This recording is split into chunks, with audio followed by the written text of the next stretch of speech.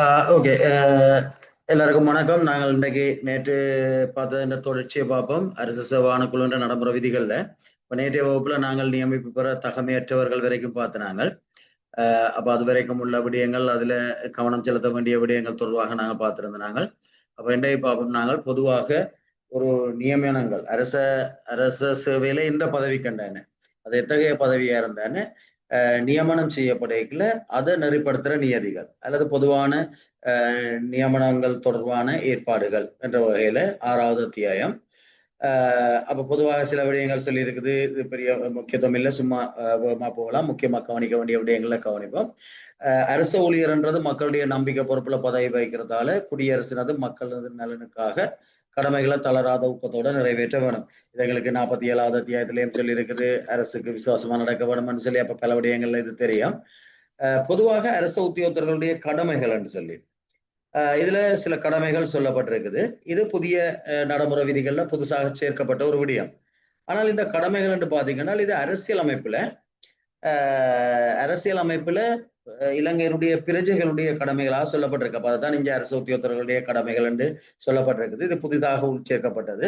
ஏற்கனவே அரசியல் அமைப்புல இருக்கிற விடயம். ஆனபடியால் இதுல நாங்கள் கவனத்தை செலுத்தி வச்சிருக்கிறது நல்லம். அப்ப இதுல 6 கடமைகள் சொல்லப்பட்டிருக்குது. அப்ப ஒன்று அரசியலமைப்பையும் சட்டத்தையும் பாதுகாக்கிறது, பின்பற்றி ஒழுகிறது. 2வது தேசிய அபிவிருத்தியை விருத்தி செய்தலும் தேசிய ஒற்றுமையை பேணுதலும். 3வது தெரிவு செய்த தொழில மனச்சாட்சிப்படி தளராத ஊக்கத்தோட பணியாற்றுதல். 4வது பொது சொத்துக்களை பேணி பாதுகாத்தல், முறையற்ற பயன்பாட்டுக்கும் வீண் விரயத்துக்கும் எதிராக செயற்படுதல்.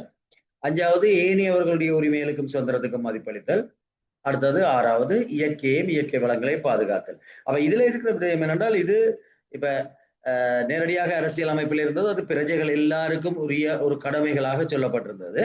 ஆனால் இங்க நடைமுறை விதிகள்ல சேர்க்கப்பட்டிருக்கு. அப்ப நடைமுறை விதிகள்ல சேர்க்கப்பட்டிருக்கு என்று சொல்லிக்கல அது அரசு ஊழியர்களுக்கான ஒரு கடமைகளாக மீள வலியுறுத்தப்பட்டிருக்குது. சில நேரம் இவ்வாறான ஒன்ற முறைகளையும் நாங்கள் ஒழுக்காற்று நடவடிக்கைக்குரிய ஒரு தவறு செய்கிறதாக கருதப்படலாம். என்ற அரசியலமைப்புல இது சொல்லப்பட்டிருக்குது 6வது அத்தியாயத்தில் என்றால் 6வது அத்தியாயத்தின் இறுதியில சொல்லப்பட்டிருக்கிற விஷயம் என்னென்றால் அந்த அத்தியாயத்தில் இருக்கிற ஏற்பாடுகளுக்கு சட்ட வலு இல்லை, அது ஒரு வழிகாட்டி நெறிதான் என்றுதான் சொல்லப்பட்டிருக்குது. ஆனால் இங்க இது அரசு சேவை ஆணைக்குழுன்ற நடைமுறை விதிகள்ல சேர்க்கப்பட்டதன் மூலம் அரசு ஊழியர்களுக்கு இது ஒரு கட்டாய தேவைப்பாடாக கொள்ளப்படும். அப்ப இதை மீறினா கூட நாங்கள் ஏற்பாடுகளை மீறினதாக கருதப்பட்டு பாரிய குற்றத்தின் கீழே தண்டிக்கப்படக்கூடிய ஒரு தவறாக வரலாம். எனவே இது இதுல சேர்க்கப்பட்டதுக்கு ஒரு காரணம் இருக்கலாம். அப்ப இந்த 6 கடமைகளை நீங்கள் ஞாபகத்துல வச்சிருங்க. ஒரு 2 தரம் பாய்ச்சிங்கன்னா ஞாபகத்துல இருக்கும். அடுத்தது பொதுவாக எங்களுக்கு தெரியும், அரசு உத்தியோகத்தர்கள் அரசியலமைப்புக்கும் சட்டங்களுக்கும் கொள்கைகளுக்கும் ஆணைக்குழுண்ட நடைமுறை விதிகளுக்கும் கட்டளைகளுக்கும் ஏற்ப தங்களுடைய கடமைகளையும் பொறுப்புகளையும் நிறைவேற்ற வேணும். அப்ப இதை நாங்க பார்க்கல. இது சாதாரணமாக நாங்கள் ஏற்கனவே அரசு ஊழியர்களுடைய பொது நடத்தை ஒழுக்கம் என்றதுல பார்க்கிற விடயம். அப்ப எல்லா ஏற்பாடுகளுக்கும் அமைந்து நடக்க வேணும். அதுல பெரிய அளவுல எங்களுக்கு அது ஒரு விசேடமான விடயம் இல்லை. சிவபிரமாண குறிப்பு, ஆட்சேர்ப்பு திட்டம், தாபன விதி கோவன், நிதி பிரமாணங்கள், அரசாங்கத்தின் இணைய கட்டளைகள், சுற்றறிக்கைகள், அறிவுறுத்தல்கள், திணைக்கள கட்டளைகள் என்பவற்றுக்கும் அதுல காலத்துக்கு காலம் செய்கிற திருத்தங்களுக்கும் அமைந்து ஒழுகுதல் வேண்டும். இதுவும் 47வது அத்தியாயத்துல நாங்க பார்த்த ஒரு விடயம். அப்ப அது ஆணைக்குழுண்ட நடைமுறை விதிகள்லையும் உள்ளடக்கப்பட்டிருக்குது. அப்ப இதெல்லாம் எங்களுக்கு ஓரளவுக்கு தெரிஞ்ச விடயங்கள். நிரந்தர நியமனம் பெறார்கள். அப்ப இது ஒன்று கவனிக்க வேண்டிய ஒரு விடயம். கண்டிப்பாக அரசு ஊழியர்கள் நியமனம் பெறப்பட்டால் ஒன்றில் நிரந்தர நியமனம் என்று சொல்லப்படுறது நிரந்தரமானதும் ஓய்வூதிய உரித்துடையதும் என்னதான் விதவைகள் அனாதைகள் ஓய்வூதியம் பெறும். அப்ப நிரந்தர நியமனம் பெறாக்கள் ஓய்வூதிய உரித்துடைய நியமனமாயிருந்தால் விதவைகள் அனாதைகள் ஓய்வூதியத்துக்கு அல்லது தபுதார அனாதைகள் ஓய்வூதியத்துக்கு சரிதானே. ஆண்களா இருந்தால் விதவைகள் அனாதைகள் ஓய்வூதியத்துக்கு, பெண்களா இருந்தால் தபுதார அனாதைகள் ஓய்வூதியத்துக்கு பங்களிப்பு செலுத்தப்பட வேணும். அல்லது அரசாங்கத்தால் அறிமுகம் செய்யப்படுற வேறு ஏதேனும் ஓய்வூதிய திட்டத்துக்கு. எங்களுக்கு தெரியும் இப்ப வழங்குற நியமன கடிதங்கள்ல எல்லாம் இந்த வசனம் சேர்க்கப்படுது. அரசாங்கத்தால அறிமுகப்படுத்தப்படுற ஏதேனும் ஓய்வூதிய திட்டத்துக்கு. அது இடையில ஒரு அவங்களுக்கு தெரியும் ஓய்வூதிய திட்டம் மாற்றப்பட்டு அது புறம் மீளப்பெறப்பட்டது. அதுல இருந்து அந்த நியமன கடிதத்துல அந்த விடயங்கள் சேர்க்கப்படுது. அப்ப நிரந்தர ஓய்வூதிய உரித்துடைய நியமனம் பெற்றுக்கொள்றார்கள் ஒன்றில் விதவைகள் அனாதைகள் ஓய்வூதியத்துக்கு அல்லது தபுதார அனாதைகள் ஓய்வூதியத்துக்கு கண்டிப்பாக பங்களிப்பு செலுத்தணும். அதுக்கு அவற்றை சம்மதம் பெறதில்லை. இது ஒரு சட்ட ரீதியான கழிப்பனவு. அப்படி இல்லாதார்கள் ஓய்வூதிய உரித்தற்ற நிரந்தர நியமனம் பெறார்கள் சரிதானே? அல்லது அமைய தற்காலிக ஒப்பந்த அடிப்படையிலான பதவியை வகிக்கிறார்கள். அரசு சேவை சேமலாப நிதியத்துக்கு உதவுதொகை செலுத்த வேணும். அப்ப ரெண்டுல ஏதாவது ஒன்றுக்கு அவருடைய பதவிக்கு ஏற்ற வகையில அவர் உதவுதொகை செலுத்த வேணும் என்றதுதான் இதுல வலியுறுத்தப்பட்டிருக்கு. அப்ப அதை ஞாபகத்துல வச்சிருக்கேன். எங்களுக்கு தெரியும் விதவேலனாதிகள் ஓய்வூதியம் என்றது ஓய்வூதிய உரித்துடையாக்கள்லாம் செலுத்துறதுன்றது. அப்ப அது எங்களுக்கு தெரிந்த விடயம். ஆனால் அது இல்லாதாக்கள், ஓய்வூதிய உரித்து இல்லாதாக்கள், ஓய்வூதிய உரித்துடைய நியமனம் வழங்கப்படாதாக்கள் கட்டாயம் அரசு சேவை சகாய நிதியத்துக்கு, அதாவது பிஎஸ்பிஎஃப், சரிதானே, பப்ளிக் சர்வன்ஸ் ப்ரொவிடன்ட் ஃபண்ட். அப்ப அதுக்கு நாங்கள் பங்களிப்பு செலுத்த வேணும். இதுவும் நீங்கள் அறிந்த விடயமா இருக்கும், ஞாபகப்படுத்திக் கொள்ளுங்க. அரசு உத்தியோகத்தர்கள் பிணைப்பண கட்டளை சட்டம், இதை ஏற்கனவே நான் பலமுறை சொல்லியிருக்கிறேன். இந்த சட்டத்துக்கு அமைய திணைக்கள தலைவர் தீர்மானிக்கும் பிணத்தொகை செலுத்த வேணும். வைஃபார்லையும் இந்த விடயங்கள் வலியுறுத்தப்படுது. நாங்க பல இடத்துல கழிச்சிருக்கிறோம். அப்ப இங்க அரசு சேவை ஆணைக்குழு நடைமுறை விதியிலையும் சொல்லியிருக்கு. இது இதெல்லாம் எல்லா நியமனத்துக்கும் பொதுவான நியதிகள். அடுத்தது நாட்டின் பகுதியிலையும் சேவையாற்ற வேணும். அது ஒரு பொதுவான நியதி. அப்ப அதுக்காகத்தான் நாங்கள் மருத்துவ பரிசோதனை செய்கிறது. மருத்துவ பரிசோதனை என்று பாத்தீங்கன்னா, நிரந்தர ஒப்பந்த அடிப்படையிலான பதவிக்கு நியமிக்கப்படும் ஒருவர் நாட்டின் எப்பகுதியிலையும் கடமையாற்ற உடல் உள ரீதியாக தகுதியானவர் என்றதை உறுதிப்படுத்துறதுக்காக மருத்துவ அதிகாரி மூலம் ஒரு மருத்துவ பரிசோதனையை செய்து கொள்ள வேண்டும். அப்ப அதுவும் எங்களுக்கு தெரியுமா. இப்ப என்னத்துக்காக மருத்துவ பரிசோதனை செய்யறால் இதுக்காக நாட்டுல எப்போதிலையும் கடமையாற்றுறதுக்கு உடல் ரீதியாகவும் தகமையானவரா இருக்கிறாரு. அப்ப அதை உறுதிப்படுத்திக் கொள்ள வேண்டிய பொறுப்பு இருக்குது. அப்ப இதுல இந்த மருத்துவ பரிசோதனை தொடர்பாக வினாக்கள் வாரத்துக்கு பல சந்தர்ப்பங்கள் இருக்குது. எனவே அதுல கவனிங்க. அப்ப மருத்துவ அதிகாரி மூலம் அதை உறுதிப்படுத்திக் கொள்ள வேணும். மருத்துவ பரிசோதனை எப்படி செய்யப்பட வேணும் என்றது சுகாதார அமைச்சின் செயலாளர் அல்லது சுகாதார சேவை பணிப்பாளரால தீர்மானிக்கப்படும், என்ன முறையில செய்யப்பட வேணும் என்று. அப்ப அவர்கள் காலத்திற்கு காலம் தீர்மானிக்கிற முறையில அந்த மருத்துவ பரிசோதனை மேற்கொள்ளப்பட வேணும். ஏற்கனவே நிரந்தர பதவி ஒன்றை வகிக்காத ஒருவர், சரிதானே, அதாவது இந்த மருத்துவ பரிசோதனைக்கு உட்பட்டு உறுதிப்படுத்தாத ஒருவர் நிரந்தர பதவி அல்லது ஒரு சேவைக்கு தேர்ந்தெடுக்கப்பட்டால் பொது 169 படிவத்துல, சரிதானே, பொது 169 படிவத்தை பூர்த்தி செய்து அண்மையில் உள்ள மருத்துவ அதிகாரிக்கு சமர்ப்பிச்சு பரிசோதனை செய்யுமாறு திணைக்கள தலைவரால கேட்கப்பட வேணும். அப்ப பொது 169 படிவம் என்றது மருத்துவ பரிசோதனை செய்யறதுக்காக மருத்துவ அதிகாரிக்கு வழங்கப்படுற கடிதம். ஆனா மருத்துவ பரிசோதனை செய்து சமர்ப்பிக்கப்படுற அறிக்கை சுகாதாரம் 169, சரிதானே. அப்ப அந்த வேறுபாட்டை பார்த்துக்கலாம். அப்ப பொது 169ன்றது வேறொரு படிவம், ரெண்டு முறை நோக்கத்துக்கு தான் பயன்படுத்தப்படுது. அப்ப எங்களுக்கு இலகு அது ஞாபகத்துல வச்சிருக்கிறது. சுகாதாரம் 169ன்றது இந்த பொது 169 கீழ் கோரப்பட்டதுக்கு அமைவாக ஒரு அரசு அலுவலர் தொடர்பாக மருத்துவ பரிசோதனை செய்து சமர்ப்பிக்கப்படுற மருத்துவ அலுவலரால சமர்ப்பிக்கப்படுற அறிக்கை தான் சுகாதாரம் 169. சரிதான். அப்ப ஏற்கனவே அவர் அந்த மருத்துவ பரிசோதனை செய்யாட்டி புதுசாக நியமிக்கப்பட்டால் கட்டாயம் அதை செய்ய வேணும். அப்ப மருத்துவ அதிகாரி அந்த அலுவலரை பரிசோதனை செய்து சுகாதாரம் 169 பூர்ணப்படுத்தி தன்னுடைய நிறுவன தலைவர் ஊடாக, இப்ப இந்த மருத்துவ அதிகாரி அதை செய்கிறாரோ, ஒரு மாவட்ட வைத்தியசாலை வைத்திய அதிகாரி செய்தால் அவருக்குரிய நிறுவன தலைவர் என்ற பிராந்திய சுகாதார சேவையில் பணிப்பாளராக இருக்கலாம். அப்ப அவருடைய நிறுவன தலைவருக்கு ஊடாக சரிதானே. இப்ப அல்லது இப்ப ஒரு வைத்தியசாலையில மாவட்ட வைத்தியசாலையில பணியாற்ற ஒரு வைத்தியர் சொன்னால் தன்னுடைய மாவட்ட வைத்திய அதிகாரியினூடாக பிராந்திய சுகாதார சேவையில் பணிப்பாளருக்கு அனுப்பி வைக்க வேண்டும். அப்ப பிராந்திய சுகாதார சேவையில் பணிப்பாளர் இதை பரிசீலிச்சு அவர் அந்த உடல் உள ரீதியா தகுதியானவர் என்று கருதினால், அப்ப அரசு சேவைக்கு அவர் நியமிக்கப்படுறதுக்கு தகுதியானவர் என்று கருதினால் பிரச்சனை இல்லை. ஆனால் தகுதியானவர் என்று கருதுற சந்தர்ப்பத்தில் அந்த அறிக்கையை திணைக்கள தலைவருக்கு அனுப்பி வைப்பார். அப்ப அவருடைய மருத்துவ பரிசோதனையில அவர் தகுதியானவர் என்று கருதப்பட்டபடியால் அங்கால எந்த விதமான பிரச்சனைகளும் இல்லை. ஆனால் சில நேரம் அந்த பரிசோதனை அறிக்கையின்படி அவர் உடலுள்ள ரீதியாக தகுதி அற்றவர் என்று காணப்பட்டால் என்ன செய்ய வேண்டும் என்றது இன்னொரு விடயம். அப்ப தகுதியானவராக காணப்பட்டால் பிராந்திய சுகாதார சேவையில் பணிப்பாளருக்கு போன அறிக்கை நேரடியாக திணைக்கள தலைவருக்கு அனுப்பி வைக்கப்படும். தகுதி அற்றவர் என்று காணப்பட்டால் சுகாதார சேவைகள் பணிப்பாளருக்கு அனுப்பி வைக்க வேணும். அப்ப பிராந்திய சுகாதார சேவையில் பணிப்பாளர், உங்களுக்கு தெரியும் பிராந்திய சுகாதார சேவையில் பணிப்பாளர் என்றது ஒவ்வொரு மாவட்டத்திலையும் இருக்கிற சுகாதார சேவையில் பணிப்பாளர் என்றது மாகாணத்துல. அப்ப சுகாதார சேவையில் பணிப்பாளருக்கு அனுப்பி வைக்க வேணும். அப்ப சுகாதார சேவையில் பணிப்பாளர் என்ன செய்ய வேணும் என்று சொல்லி சொன்னால், அவர் தகமையுடையவரா என்று மீள பரிசீலிக்கிறதுக்காக மேலதிக பரிசோதனைகள் செய்யப்பட வேணுமா என்றதை தீர்மானிப்பார். அது சம்பந்தமான முடிவை திணைக்கள தலைவருக்கு அறிவிப்பார். அப்ப தகமையற்றவர் என்று காணப்பட்டால் நேரடியாக திணைக்கள தலைவருக்கு அறிவிக்கப்படாமல் அது சுகாதார சேவையில் பணிப்பாளருக்கு அறிவிக்கப்படும். அப்ப அவரை பொறுத்த வரைக்கும் அவர் என்ன செய்வார் என்றால் அந்த அறிக்கையை மீள ஒரு நியமிக்கப்பட்டு மீள மருத்துவ அலுவலர்களோ சபையோ நியமிக்கப்பட்டு அவர் பரிசீலனைக்கு உட்படுத்தப்படுவார். அதிலேயும் தகமையற்றவர் என்று காணப்பட்டாலோ அல்லது தகமையானவர் என்று காணப்பட்டாலோ அந்த முடிவு திணைக்கள தலைவருக்கு சுகாதார சேவையில் பணிப்பாளர் நாயத்தால அறிவிக்கப்படும். அப்ப இதான் அந்த மருத்துவ பரிசோதனை செய்யறது, அது சம்பந்தமான அறிக்கையை அனுப்பி வைக்கிறதுக்கான ஏற்பாடுகள் என்று இதுல சொல்லப்பட்டிருக்குது. அப்ப அதை பார்த்துக்கொள்ளுங்க. மருத்துவ அறிக்கை கிடைக்கும் வரைக்கும் சம்பளம் வழங்கப்படல் ஆகாது. அப்ப இது ஒரு புதிய ஏற்பாடு. இதுல வந்து ஏற்கனவே எங்களுக்கு முன்னர் எப்போதும் இப்படியான ஒரு விடயம் சொல்லப்பட இல்லை.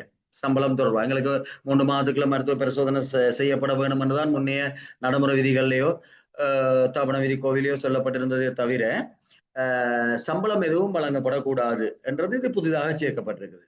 அப்ப மருத்துவ அறிக்கை கிடைக்கும் வரைக்கும் சம்பளம் வழங்கக்கூடாது. ஆனால் தாமதத்துக்கு அலுவலர் காரணம் இல்லாட்டி திணைக்கள தலைவர் தன் தத்துணைவுல சம்பளம் வழங்குறதுக்கு அனுமதிக்கலாம். அப்ப இதுதான் ஏற்பாடு. அப்ப இது ஒரு புதிய ஏற்பாடு என்றபடியா விசேட கவனத்தை செலுத்துங்க. ஒருவர் வந்த உடனேயே மிக விரைவாக மருத்துவ பரிசோதனைக்கு தன்னை உட்படுத்துறதுக்கு அல்லது அவரை மருத்துவ பரிசோதனை செய்யறதுக்கு திணைக்கள தலைவர் நடவடிக்கை எடுக்க வேணும். ஆனா அந்த மருத்துவ பரிசோதனை கிடைக்கும் வரைக்கும் அவருக்கு சம்பளம் வழங்கக்கூடாது. அலுவலற்ற தவறு காரணம் இல்லை, அலுவலற்ற தவறின் காரணமாக அப்ப சம்பளம் வழங்கவே இயலாது என்றதான் அதனுடைய பொருள். அலுவலற்ற தவறு காரணம் இல்லை என்று கருதினால் திணைக்கள தலைவர் தன்னுடைய தத்துணையின்படி சம்பளத்தை வழங்குறதுக்கு நடவடிக்கை எடுக்கலாம்.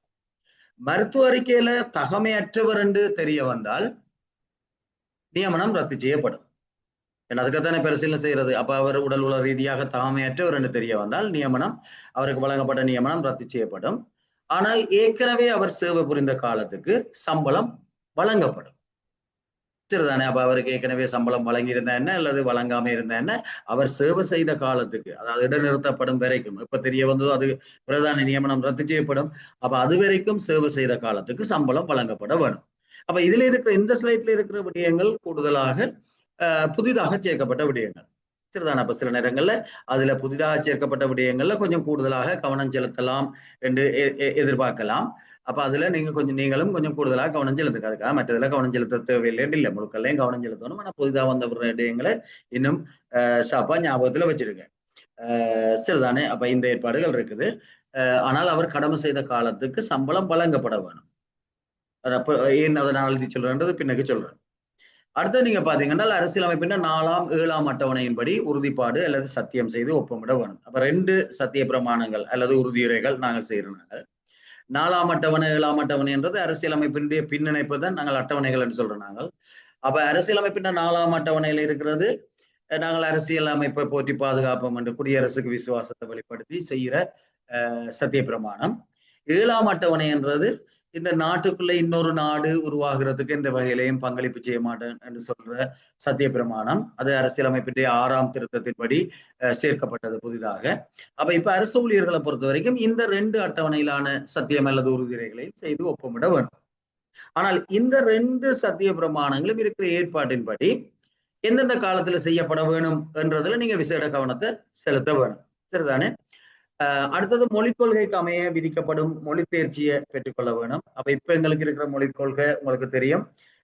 எல்லா அரச ஊழியர்களும் 2வது அரச கர்ம மொழியில, அப்ப அரச கர்ம மொழிகள் 2 தான் இருக்குது, ஒன்று தமிழ், ஒன்று அடுத்தது சிங்களம். அப்ப 2வது அரச கர்ம மொழியில தன்னுடைய தாய்மொழியாக இருக்கிற மொழி தவிர்ந்த அடுத்த அரச கர்ம மொழியில ஒருவர் தேர்ச்சியை பெற்றுக்கொள்ளணும். அது நியமனம் கிடைத்து 5 ஆண்டுகளுக்குள்ள அந்த தேர்ச்சியை அவர் பெற்றுக்கொள்ள வேணும். அப்ப தேர்ச்சிக்காக இப்ப இருக்கிற ஏற்பாடுகளின்படி உங்களுக்கு தெரியும், அவர்களுடைய பதவி நிலைக்கு ஏற்ற வகையில குறிப்பிட்ட மணித்தியாலங்களை கொண்ட பயிற்சி நிறைய பூர்த்தி செய்தால் போதுமானது என்றுதான் இப்ப ஏற்பாடு இருக்குது. அப்ப 2007ஆம் ஆண்டுல இந்த மொழிக் கொள்கை நடைமுறைக்கு கொண்டு வரப்பட்டது. அப்ப 2007ஆம் ஆண்டு நினைக்கிறேன் ஜூலை மாதம் 1ஆம் தேதி அல்லது அதுக்கு பிறகு நியமிக்கப்பட்டார்கள். கண்டிப்பாக இந்த மொழிக் கொள்கையை பூர்த்தி செய்ய வேணும் என்றது அறிமுகப்படுத்தப்பட்டிருந்தது. அதுக்காக 5 வருட காலங்கள் என்றது தீர்மானிக்கப்பட்டிருந்தது. இப்ப நியமன கடிதங்கள் எல்லாம் அது உட்படுத்தப்படுது. ஆனால் இதுவரைக்கும் யாருக்கும் இந்த மொழிக் கொள்கையை பூர்ணப்படுத்தாமை காரணமாக வேதனையேற்றங்கள் நிறுத்தப்படவில்லை என்றால் இதுக்குரிய காலம் நீடிக்கப்பட்டு கொண்டிருக்குது. இப்ப கடைசியாகவும் 2026ஆம் ஆண்டு 9ஆம் மாதமோ ஏதோ சரியா தேதி ஞாபகம் இல்லை, அது வரைக்கும் இதுல தேர்ச்சியை பெறதுக்கான காலம் நீடிக்கப்பட்டிருக்குது. அப்ப எனவே அதுக்கிடையில அவர்கள் தேர்ச்சியை பெற்றுக்கொள்ள வேணும். அப்ப எங்களுடைய வினாவை பொறுத்த வரைக்கும் அது எவ்வளவு காலம் நீடிக்கப்பட்டிருந்தாலும் சில நேரம் எங்களுடைய அலுவலகத்துல இப்ப 10 வருஷமாகி 12 வருஷமாகி இன்னும் இந்த தேவைப்பாட்டை பூர்த்தி செய்யாதவர்கள் இருக்கலாம். ஆனால் எத்தனை ஆண்டுகளுக்குள்ள பூர்த்தி செய்யப்பட வேணும் என்று வினா என்றால் அது 5 ஆண்டுகளுக்குள்ள பூர்த்தி செய்யப்பட வேணும். சரிதானே? அதான் இப்ப இருக்கிற ஏற்பாடு. அப்ப அதை ஞாபகத்துல வச்சிருங்க. அப்ப இதுல சொல்லியிருக்கிறேன் மொழிக் கொள்கைக்கு அமைய அப்ப காலத்துக்கு காலம் தீர்மானிக்கப்படுற மொழிக் கொள்கைக்கு அமைவாக மொழி தேர்ச்சியை பூர்த்தி செய்து கொள்ள வேணும். பதவி விலகிறதா இருந்தால் 1 மாதம் முன்னறிவித்தல் கொடுக்க வேணும்.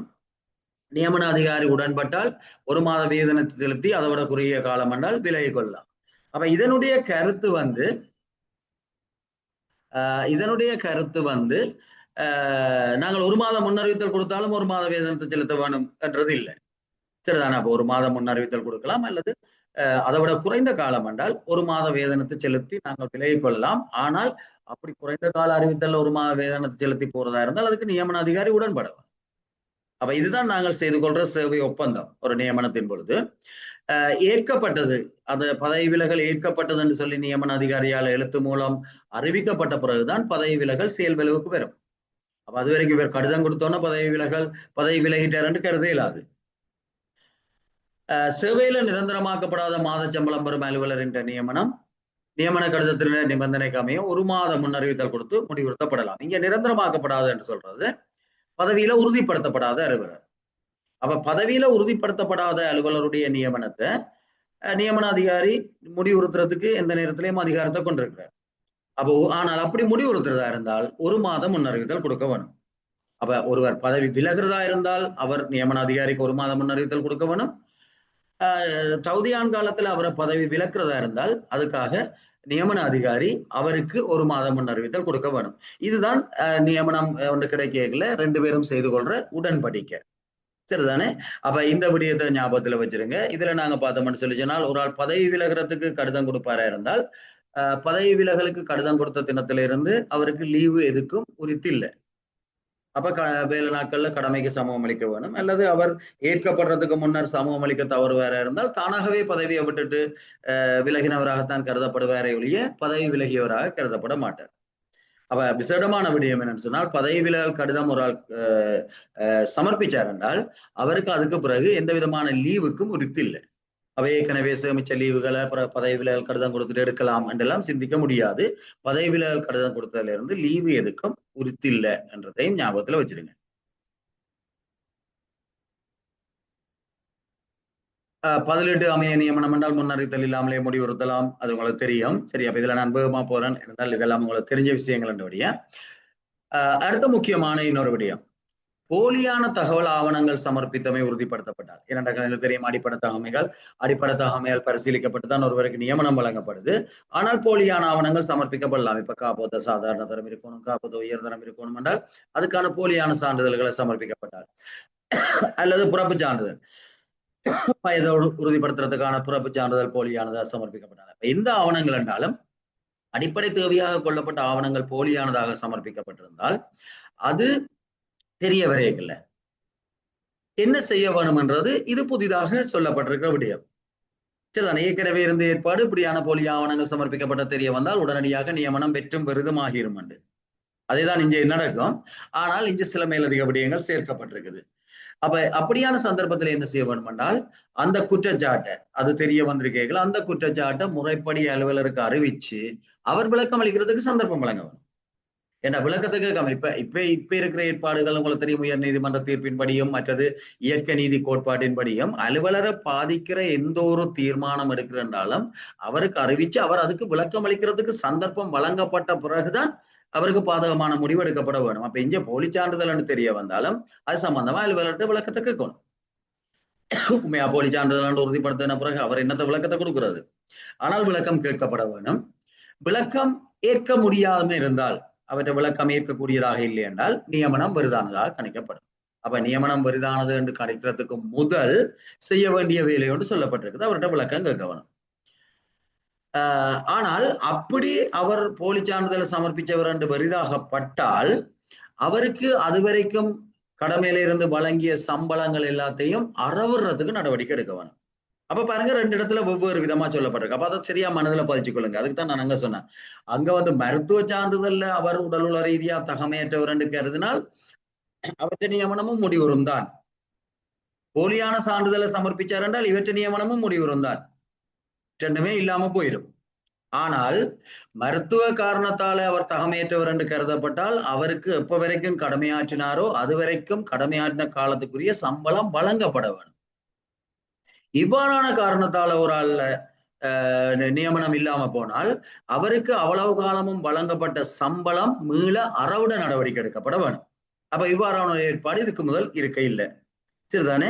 அப்ப இது ஒரு புதிய ஏற்பாடாக புதிதாக கொண்டு வரப்பட்ட ஏற்பாடாக இருக்குது என்றதை ஞாபகத்துல வச்சிருங்க. அடிப்படை தகமை இல்லை என தெரிய வந்தோன்னு உடனடியாக ஆணைக்குழுவுக்கு அது சம்பந்தமா தெரியப்படுத்த வேண்டும் என்றது சொல்லப்பட்டிருக்குது.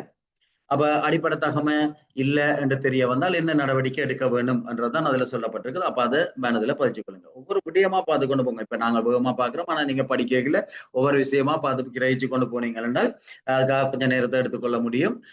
எடுத்துக்கொண்டு போனீங்கன்னா அப்புறம் திருப்பி பாக்குறதுக்கு ஒன்றும் இல்லை. வேணும்னா சிறிய குறிப்புகளா எடுத்துக்கொண்டு போங்க. அடுத்தது, அங்கீகரிக்கப்பட்ட பதவி அணியில் உள்ள பதவி வருடங்களை சிவபிரமாண குறிப்பு அல்லது ஆட்சேர்ப்பு திட்டத்துக்கு அமைய தாமதம் இல்லாமல் நிரப்புறதுக்கு நியமன அதிகாரி அல்லது நிர்வாக அதிகாரி என்ற சொற்பதவி நேற்று சொல்லிட்டேன். நிர்வாக அதிகாரி நடவடிக்கை எடுக்க வேண்டும். சரிதானே? அப்ப தாமதம் இல்லாம வெற்றிடங்களை நிரப்புறதுக்கு. ஏனென்றால் எங்களுக்கு அரச கடமைகளை சரியாக வினத்தினாக கொண்டு போறதுக்கு தேவையான அளவுக்கு தானே ஆளணி தீர்மானிக்கப்பட்டு அனுமதிக்கப்பட்டிருக்கும். அப்ப ஆளணியில வெற்றிடங்கள் இருக்கீங்களோ உண்மையா அரசு சேவையை சரியா கொண்டு போக முடியாது என்றதுதான் கோட்பாட்டு ரீதியான எடுக்கும். எனவே அந்த வெற்றிடங்களை நிரப்புறதுக்கு துரிதமாக நடவடிக்கை எடுக்க வேண்டியது நியமன அதிகாரியின் பொறுப்பு. ஆணைக்குழு நியமன அதிகாரியா இருந்தால் நிர்வாக அதிகாரியின் பொறுப்பு. சரிதானே? அப்படி விளங்கிக் கொள்ளுங்க.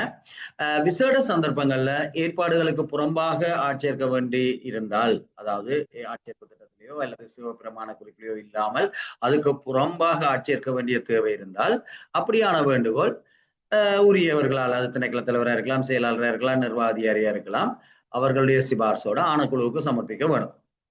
அப்ப ஆணைக்குழு தான் அது சம்பந்தமா முடிவெடுக்கும். எப்பயும் தாவன பணிப்பாளர் நாயகம் தேசிய சம்பள ஆணைக்குழுவின் பரிந்துரையை பெற்று ஆணைக்குழு அது சம்பந்தமாக தீர்மானம் எடுக்கிறதுக்கு நடவடிக்கை எடுக்கும். உங்களுக்கு தெரியும், விசேட நியமனங்கள் சில செய்யப்படுறது, விசேடமாக ஆட்சேர்ப்புகள் செய்யப்படுறது, அப்படியானதுகள் தேவையான ஒரு சூழ்நிலையில அதுல நியாயப்பாட்டை கருதி தாபன பணிப்பாளர் நாயகம் சம்பள பதவி அணி ஆணைக்குழுவோட கலந்துரையாடி ஆணைக்குழுவால தீர்மானம் எடுக்கப்படும். அப்ப அதுக்கான வேண்டுகோள் ஆணைக்குழுவுக்கு சமர்ப்பிக்கப்பட வேண்டும். அப்படி நாங்கள் நெடுக நிரந்தரமா செய்யல, அது அப்படி வேண்டுகோள் விடுக்கல. அதனால மிக முக்கியமான தேவையான சந்தர்ப்பத்துல ஆட்சேர்ப்பு திட்டங்களுக்கு அல்லது சிவபிரமாண குரூப்புக்கு புறம்பாக, சரிதானே, அதுக்கு வெளியால ஆட்சேர்ப்பு செய்யறதா இருந்தால் இவ்வாறான ஒரு நடைமுறை பின்பற்றப்பட வேண்டும். அப்ப அதை பார்த்துக்கொள்ளுங்க. அடுத்தது, சிவபிரமாண குறிப்பு ஆட்சேர்ப்பு திட்டத்துக்கு அமைவாக பரீட்சைகள், தொழில்சார் தேர்வுகள், நேர்முக பரீட்சைகள் நடத்துறதுக்கு நியமன அதிகாரி அல்லது நிர்வாக அதிகாரி நடவடிக்கை எடுக்க வேண்டும். அப்ப அதுல சொல்லப்பட்டிருக்க, இப்ப உதாரணத்துக்கு வினத்திரமான பரீட்சைகள் இருக்கலாம். என்ன பரீட்சைகள் என்ன, அப்ப ஆட்சேர்ப்பு திட்டத்துல அவர் என்னென்ன பரீட்சைகளுக்கு தோற்ற வேணும் இருக்கோ அந்த பரீட்சைகளை அதுல சொல்லப்பட்ட உரிய காலத்துல நடத்த வேண்டியது நியமன அதிகாரியின் பொறுப்பு அல்லது நிர்வாக அதிகாரியின் பொறுப்பு. அப்ப அதை செய்யறதுக்கு உரிய காலத்துல நடவடிக்கை எடுக்க வேணும். இல்லாட்டி அது அலுவலர்களை பாதிக்கும் அல்லது அவர்கள் அதுல இருந்து விலக்களிக்கிறது, கால நடிப்பு வழங்குறதுக்கான கோரிக்கைகள் அதிகரிக்கும்.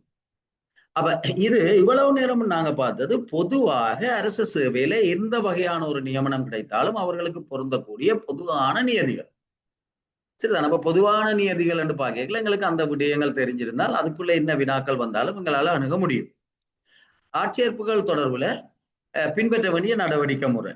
ஒரு ஆட்சேர்ப்பு செய்யறதுக்கு முன்கூட்டிய முன்னாயத்த வேலை என்ன செய்ய வேணும், சரிதானே? அப்ப இதுல நீங்க பாருங்க, ஆளணியில பதவி வெற்றிடம் ஏற்படும் போது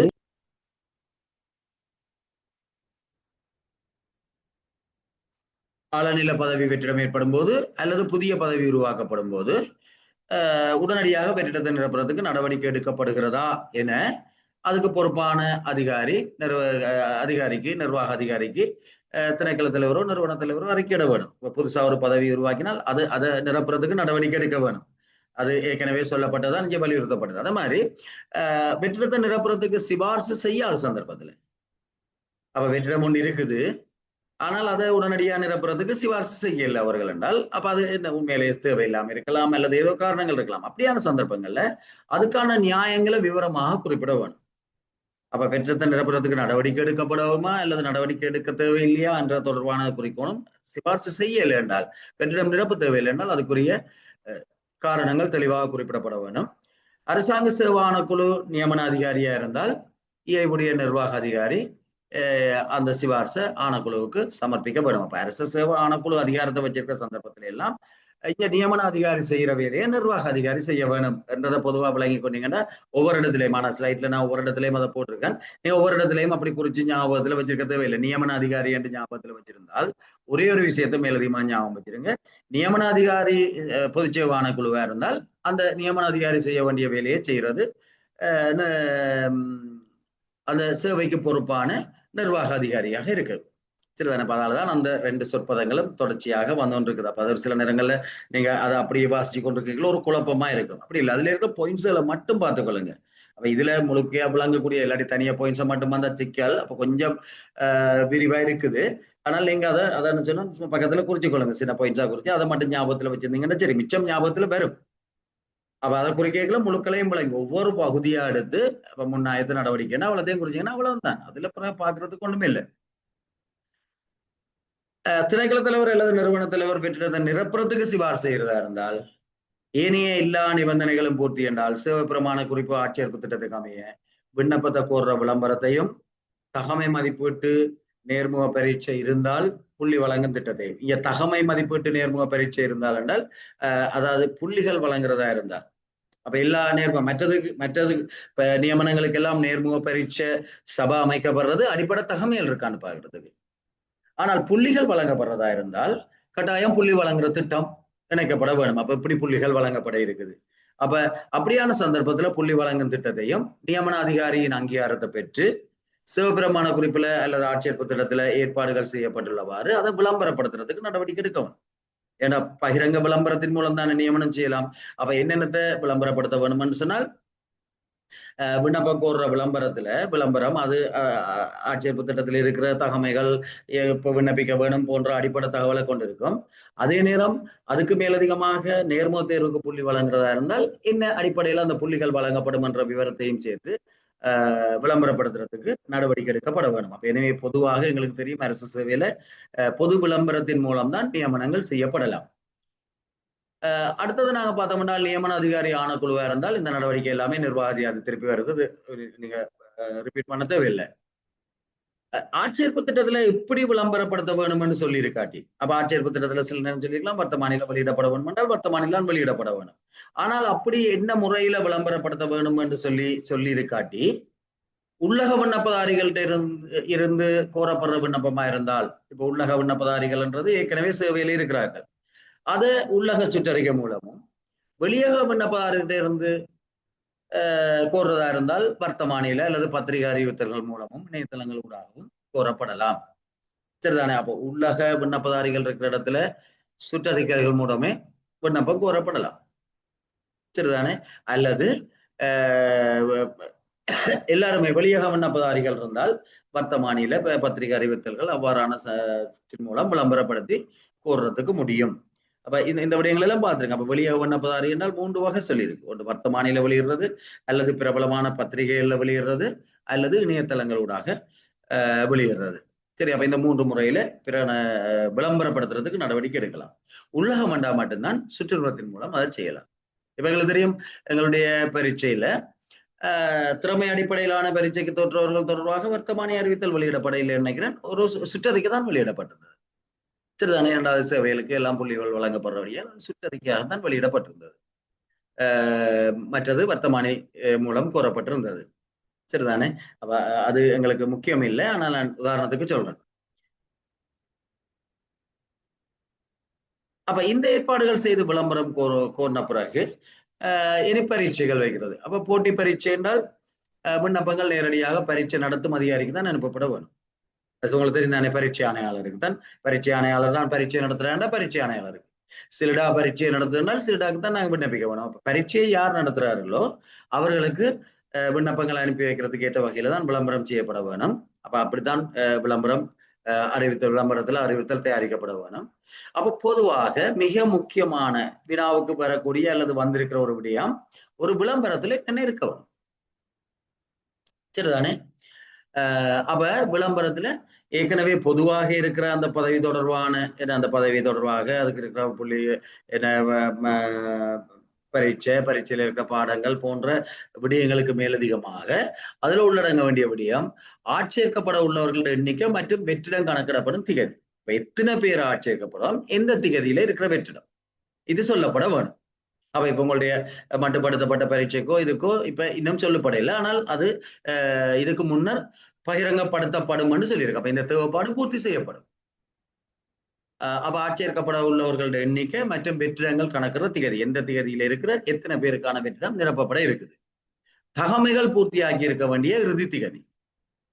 அப்ப இந்த திகதியில கோரப்பட்டிருக்க தகமைகளை ஒருவர் பூர்த்தி செய்திருக்க வேண்டும். அப்ப இந்த 2 விடயங்களும் பொதுவாக விளம்பரத்துல கோரப்படுற ஏனைய விடயங்களுக்கு இந்த 2 விடயங்களும் உள்ளடக்கப்பட்டிருக்க வேண்டும் என்றது சொல்லப்பட்டிருக்குது.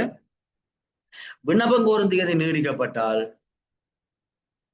சரிதானே, சில நேரம் இப்ப விண்ணப்பம் இத்தனாம் தேதி மட்டும் வந்துட்டு சில நேரம் உரிய அளவு விண்ணப்பங்கள் கிடைக்கலைன்னால் அல்லது விண்ணப்பங்களை அனுப்பி வைக்கிறதுல ஏதாவது தாமதங்கள் இருக்குமா இருந்தால் விண்ணப்ப காலம் நீடிக்கப்படலாம்.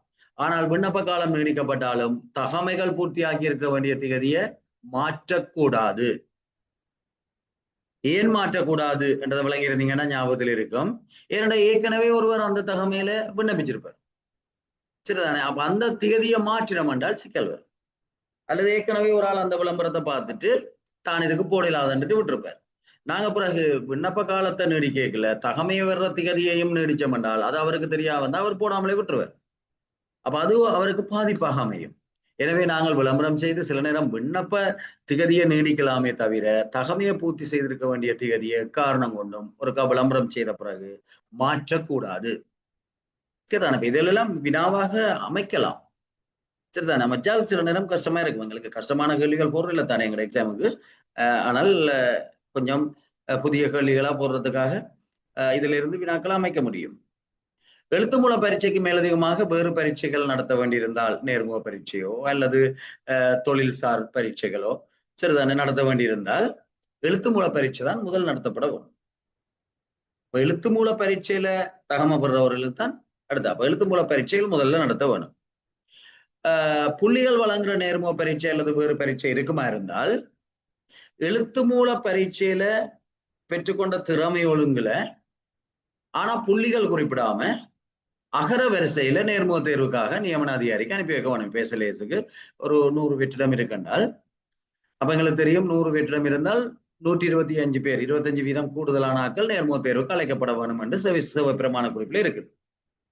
அப்ப 125 பேர் நேர்முக தேர்வுக்கு அழைக்கப்பட வேண்டும் என்றால் 125 பேருக்கும் பிறகு நேர்முக தேர்வுல வழங்கப்படும் புள்ளிகள் அதையும் சேர்த்துதான் 600 பேரை தெரிவு செய்யறது முடிவெடுக்கிறது.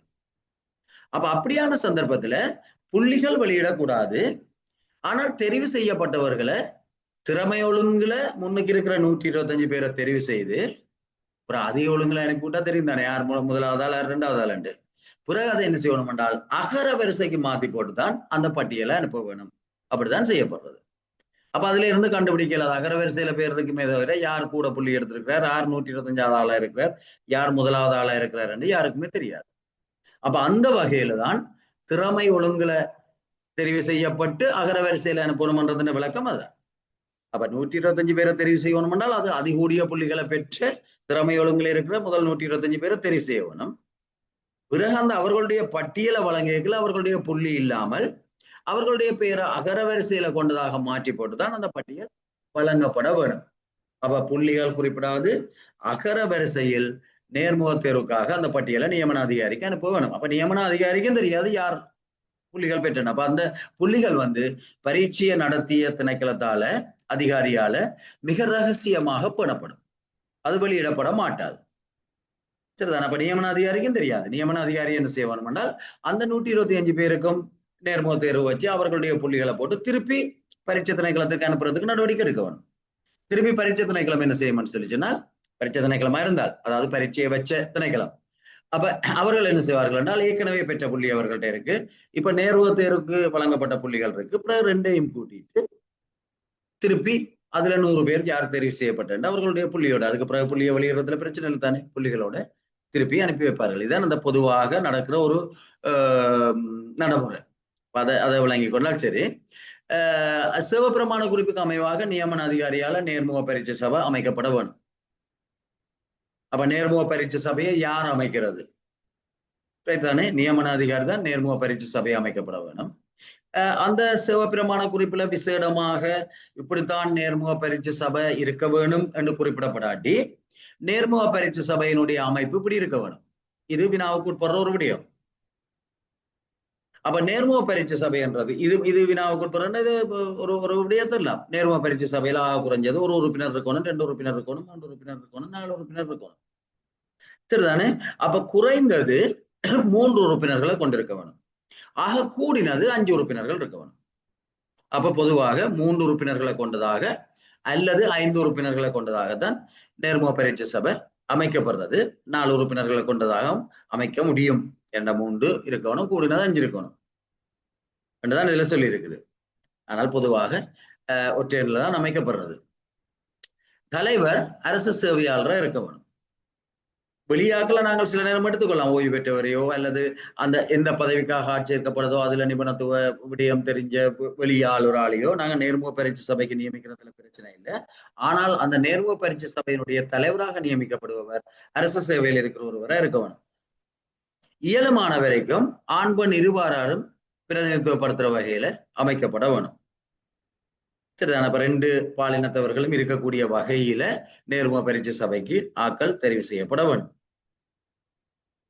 மும்மொழி பாவனை. அப்ப நேர்முக பரீட்சை சபை எந்த மொழியிலையும், நேர்முக பரீட்சைக்கு ஒருவர் எந்த மொழியிலையும் தோற்ற முடியும். அப்ப மும்மொழி பாவனையை இலகுவாக்குற வகையில தேவை என்றால் உரைபெயர்ப்பாளரால அவற்றை உதவிய நேர்முக பரீட்சை சபை பெற்றுக்கொள்ளும். அதுல இருக்கிற எல்லாருக்குமே ஏதாவது ஒரு மொழி தெரியலைன்னால் அந்த மொழியில அவர் பரீட்சார்த்திகள் தோற்றியல உரைபெயர்ப்பாளரை ஏற்பாடு செய்து கொள்ள முடியும். ஆனா பொதுவாக நியமிக்கைகளை 2 மொழிகள்லையும் பரிச்சயம் பெற்றவர்கள் அல்லது 3 மொழியிலையும் சொன்னா 3 மொழியிலையும் பரிச்சயம் பெற்றவர்கள ஒவ்வொருத்தராவது அதுல நியமிக்கப்படுறது வளமை. அப்படி இல்லாத சந்தர்ப்பத்துல ஒரு உரைபெயர்ப்பாளர் டிரான்ஸ்லேட்டர் ஒருவரை நியமிக்கிறதுக்கு நடவடிக்கை எடுக்கலாம். அப்ப பொதுவாக ஒரு நேர்முக பரீட்சை நடத்தப்படல அவர்களுக்கு நேர்முக பரீட்சைக்கு அழைக்க வேண்டிய விண்ணப்பதாரிகளோட எண்ணிக்கை சிவபிரமாண குறிப்புல வேறு விதமா குறிப்பிடப்படாட்டி அவர்கள் பெற்றுக்கொண்ட புள்ளிகளின் திறமை ஒழுங்குல நியமன அதிகாரியால எத்தனை பேரை அழைக்க வேணும்ன்றது தீர்மானிக்கப்படும். அப்ப வேறு விதமா குறிப்பிட்டிருந்தால் இப்ப நான் சொன்ன இலங்கை நிர்வாக சேவைக்கு 25 வீதமான ஆட்களை குறிப்பிடணும் என்றது அந்த சிவபிரமாண குறிப்புல இருக்குது. அப்ப எத்தனை வெற்றிடமோ அத்தனை. மற்றும்படி அந்த வெற்றிடத்துக்குள்ள எத்தனை வெற்றிடமோ அவ்வளவு பேரை தானே நேர்முக தேர்வு கூப்பிட வேணும். அப்ப அது நியமன அதிகாரியால தீர்மானிக்கப்படும். புள்ளிகள் வழங்கப்படுறதா இருந்தால் புள்ளியிடல் திட்டம் விளம்பரத்துல உள்ளடக்கப்பட வேணும். அதை ஏற்கனவே பார்த்துட்டோம். அது ஜெயம் சொல்லப்படுது. என்ன வகையில நேர்முக பரீட்சை சபையில புள்ளிகள் இடப்படும். அப்ப அது விளம்பரத்துல உள்ளடக்கப்பட்டிருக்கும். நேர்முக பரீட்சை சபைக்கு என்னென்ன ஆவணங்கள் வழங்க வேணும்? இது பல முறை வினாக்களுக்கு வந்திருக்கு பல்வேறு வகையான பரீட்சைகள்ல. நேர்முக பரீட்சை சபைக்கு வழங்க வேண்டிய ஆவணங்கள், நேர்முக பரீட்சை சபைக்கு வழங்கக்கூடாத ஆவணம் என்ன? புள்ளிகள் வழங்கப்படுறதா இருந்தால் ஏற்கனவே போட்டி பரீட்சையில பெற்ற புள்ளிகளோட விவரம். வழங்க வேண்டிய ஆவணங்கள் இங்க 4 விடயங்கள் சொல்லப்பட்டிருக்குது. 1 சிவபிரமாண குறிப்பு அல்லது ஆட்சேர்ப்பு திட்டம். என்றால் அவர் எந்த பதவிக்காக நேர்முக பரீட்சைக்கு நியமிக்கப்படுறார்களோ அதனுடைய சிவபிரமாண குறிப்பு. என்னோட சிவபிரமாண குறிப்புல தானே சொல்லியிருக்கும் நேர்முக பரீட்சை எப்படி செய்யணும்னு சொல்லி. அப்ப அதுக்கேற்ற வகையில செயற்பட வேண்டியது நேர்முக பரீட்சை குழுவின் பொறுப்பு. எனவே அவர்களுக்கு அந்த சிவபிரமாண குறிப்பு அல்லது ஆட்சேர்ப்பு திட்டத்தை வழங்க வேணும். 2வது விண்ணப்பம் கோரிய விளம்பரத்தை வழங்க வேணும். ஏன்னா விண்ணப்பம் கோரிய விளம்பரத்துல தான் அந்த விடயங்கள் விளம்பரப்படுத்தப்பட்டிருக்குது. அப்ப அதன்படி அவர்கள் அதை செயற்படுத்த வேண்டி இருக்கும். எனவே இந்த 2ம் வழங்க வேணும். அப்ப இந்த 2ம் ஒரு நேர்முக பரீட்சையை எப்படி செய்ய வேணும் அந்த பதவிக்குரியதை என்றதை அவர்கள் விளங்கி கொண்டு அதை மாறாம செய்யறதுக்காக வழங்கப்படுற 2 அடிப்படை ஆவணங்கள். அப்ப 1 சிவபிரமாண குறிப்பு அல்லது ஆட்சேர்ப்பு திட்டம், அடுத்தது விளம்பரம். அதை விட விண்ணப்பதாரர்களுடைய எண்ணிக்கையும் பெயர்களும், எத்தனை விண்ணப்பதாரர்கள் அளிக்கப்பட்டிருக்கணும், அவையின் பெயர்கள் மற்றும் அவைகளுக்கு இருக்க வேண்டிய தகமைகள் தொடர்பான பொழிப்பு. சரிதானே? என்னென்ன தகமைகள் அவர்கள்ட்ட பரிசீலிக்கப்பட வேணும் என்ற தொடர்பான பொழிப்பு என்றது கொடுக்கப்பட வேணும். அடுத்தது நேர்முக பரீட்சை அட்டவணை. அப்ப நேர்முக பரீட்சை அட்டவணை என்றது நேர்முக பரீட்சையில அப்போ ஒவ்வொருத்தரும் பெற்ற புள்ளிகளை குறிச்சு கொள்றதுக்காக தயாரிக்கப்படுறதுதான் நேர்முக பரீட்சை அட்டவணை. அப்ப அதுல என்னென்ன விடயங்களுக்கு புள்ளிகள் வழங்கப்படும் என்றதை தயாரிச்சு அது ஒரு அட்டவணை ஒன்று தயாரிச்சு அது வழங்கப்படும். அப்ப அதுலதான் புள்ளிகள் இடப்படுறது. அப்ப இந்த 4 ஆவணங்கள் வழங்கப்பட வேணும். அப்ப இதை கட்டாயம் ஞாபகத்துல வச்சிருங்க. ஒன்று சேவை பிரமாண குறிப்பு, சேவை பிரமாண குறிப்பு வாரத இடத்துல எல்லாம் அல்லது ஆட்சேர்ப்பு திட்டம்ன்றதை பாவிச்சு கொள்ளுங்க. இப்ப நாங்கள் திருப்பி அதை பாடமாக்கவோ கதைக்கவோ தேவையில்லை. அப்போ ஒன்று சேவை பிரமாண குறிப்பு, அடுத்தது விண்ணப்பம் கோரிய விளம்பரம், அடுத்தது விண்ணப்பதாரருடைய எண்ணிக்கையும் பெயர்களும் மற்றும் தகமைகளுடைய பொழிப்பும், அடுத்தது நேர்முக பரீட்சை அட்டவணை. அப்ப இந்த 4 ஆவணங்கள் நேர்முக பரீட்சை சபைக்கு கொடுக்க வேணும். அப்ப நேர்முக பரீட்சை எப்படி மேற்கொள்ள வேணும்? ஒரு நேர்முக பரீட்சை குழு தன்னுடைய நேர்முக பரீட்சையை மேற்கொள்ள கவனிக்க வேண்டிய விடயங்கள் என்ன? சரிதானே? அப்ப நேர்முக பரீட்சை எப்பயுமே முழு அமர்வால நடத்தப்பட வேணும். முழு அமர்வு என்றது உங்களுக்கு தெரியும். 3 பேர் நியமிச்சா 3 பேரும் இருந்துதான் நேர்முக பரீட்சை நடத்தும். ஒரு ஆள் இல்லைன்னா நடத்தலாது. அப்புறம் கோரம் பாக்கலாது. எத்தனை பேர் நியமிக்கப்பட்டிருக்கோமோ அவ்வளவு பேரும் இருந்தால் தான் நேர்முக பரீட்சை நடத்த முடியும். அடுத்தது உறுப்பினர் இல்லாதாக்கள் பங்கு பெற்ற முடியாது. அப்ப நேர்முக பரீட்சை சபை உறுப்பினர்கள் மட்டும்தான் அந்த அதுல பங்கு பெற்றலாம். அடுத்தது நேர்முக பரீட்சைக்காக வாரவர், மற்றபடி வேறு எவரும் பங்கு பெற்றலாது. ஆனால் ஏற்கனவே இருக்குது உரைபெயர்ப்பாளர் தேவை என்றால் அவரை பயன்படுத்தலாம் என்று சொல்லி. அப்ப அவரை தவிர வேற யாருமே பங்கு பெற்ற முடியாது. சரிதானே? ஏனென்றால் நேர்முக பரீட்சை சபை அவ்வாறான கட்டுப்பாடு. அடுத்தது கார்பன் பேனா அல்லது அழிக்க முடியாத மையுடைய பேனாவால புள்ளிகள் பதியப்பட வேணும். எக்காரணம் கொண்டு பென்சிலால புள்ளிகள் பதியப்படக்கூடாது. ஏன்னா பென்சிலால பதிகிறது அது நேர்முக பரீட்சை சபைக்கு தோற்றுவர்களுக்கு கூட சந்தேகத்தை ஏற்படுத்தும். எல்லாருக்கும் போட்டுட்டு பிறகு தங்களுக்கு ஏற்ற மாதிரி அட்ஜஸ்ட் பண்ணலாம். எனவே அவர்கள் உடன் நேர்முக பரீட்சை நேரமே அவர்களுக்குரிய புள்ளிகள் பேனாவால அதாவது அளிக்கப்பட முடியாத வகையில பதிவு செய்யப்பட வேண்டும். விண்ணப்பதாரரால் சமர்ப்பிக்கப்படும் சகல ஆவணங்களின் பிரதிகளும் உண்மையானவை என விண்ணப்பதாரரால் சான்றுபடுத்த வேணும். அப்ப அவர் என்னென்ன ஆவணங்களை நேர்முக பரீட்சை சபை என்ற பரிசீலனைக்காக கொடுக்கிறாரோ அவ்வளவு ஆவணத்தையும் அது உண்மையான சான்றிதழ் என்று அவரை உறுதிப்படுத்த வேணும். ஏனென்றால் எங்களுக்கு ஏஎல் பெறுவர் என்றால் அடிப்படை இருக்காண்டு பாக்குறதுக்கு ஏஎல் பெறுவரை பார்க்கலாம். அப்ப அதுண்ட மூல பிரதி அவர் வச்சிருப்பார், அதுண்ட பிரதியை நாங்கள் பெற்றுக்கொள்ளலாம். ஆனால் அந்த மூலப்பிரதி என்றது உண்மையான சான்றிதழான்றதுக்கு அவர் பொறுப்புக்கு சொல்ல வேணும். அப்ப அதுக்காக அவருடைய உறுதிப்படுத்தல் இருக்க வேணும். அதை சமர்ப்பிக்கிற அலுவலர் அது உண்மையானதுன்னு சொல்லி உறுதிப்படுத்திக் கொள்ள வேணும். அப்ப அவர்களால் சமர்ப்பிக்கப்படுற ஆவணங்கள் எல்லாம் நேர்முக பரீட்சை அட்டவணையோட கீழே சமர்ப்பிக்கப்பட வேணும் நேர்முக பரீட்சை சபையால. அது ஆவணங்கள் பரிசீலிக்கப்படையில புள்ளிகள் வழங்கப்படுறதா இருந்தால் நேர்முக பரீட்சை சபையில அப்ப எல்லாருடைய நேர்முக பரீட்சையும் நிறைவு பெற்ற பிறகு திறன் அடிப்படையில நிரல் தயாரிச்சு, திறன் அடிப்படையான அப்ப நேர்முக பரீட்சையின்படி அப்ப முதலாவது கூடின புள்ளி யார் பெற்றார், அடுத்த 2வது எவ்வளவு, அப்ப முதலாவது ஆள் பெற்ற புள்ளி எவ்வளவு திறன் அடிப்படையில தான் ஒழுங்குபடுத்துறது. அப்ப கூடுதலான புள்ளிகளை பெற்றவர் முதலாவது இருப்பார். அப்ப 25 புள்ளிகள் வழங்கப்பட்டால் 25 புள்ளிகளை பெற்றார்கள் முன்னுக்கு வரையினும், அடுத்த 24 புள்ளிகளை பெற்றார்கள், 23 புள்ளிகளை பெற்றார்கள். அப்ப வந்த அவ்வளவு பேரையும் அந்த திறன் ஒழுங்குல யார் முதலாவது யார் கடைசி என்றது தெரிய வரும்.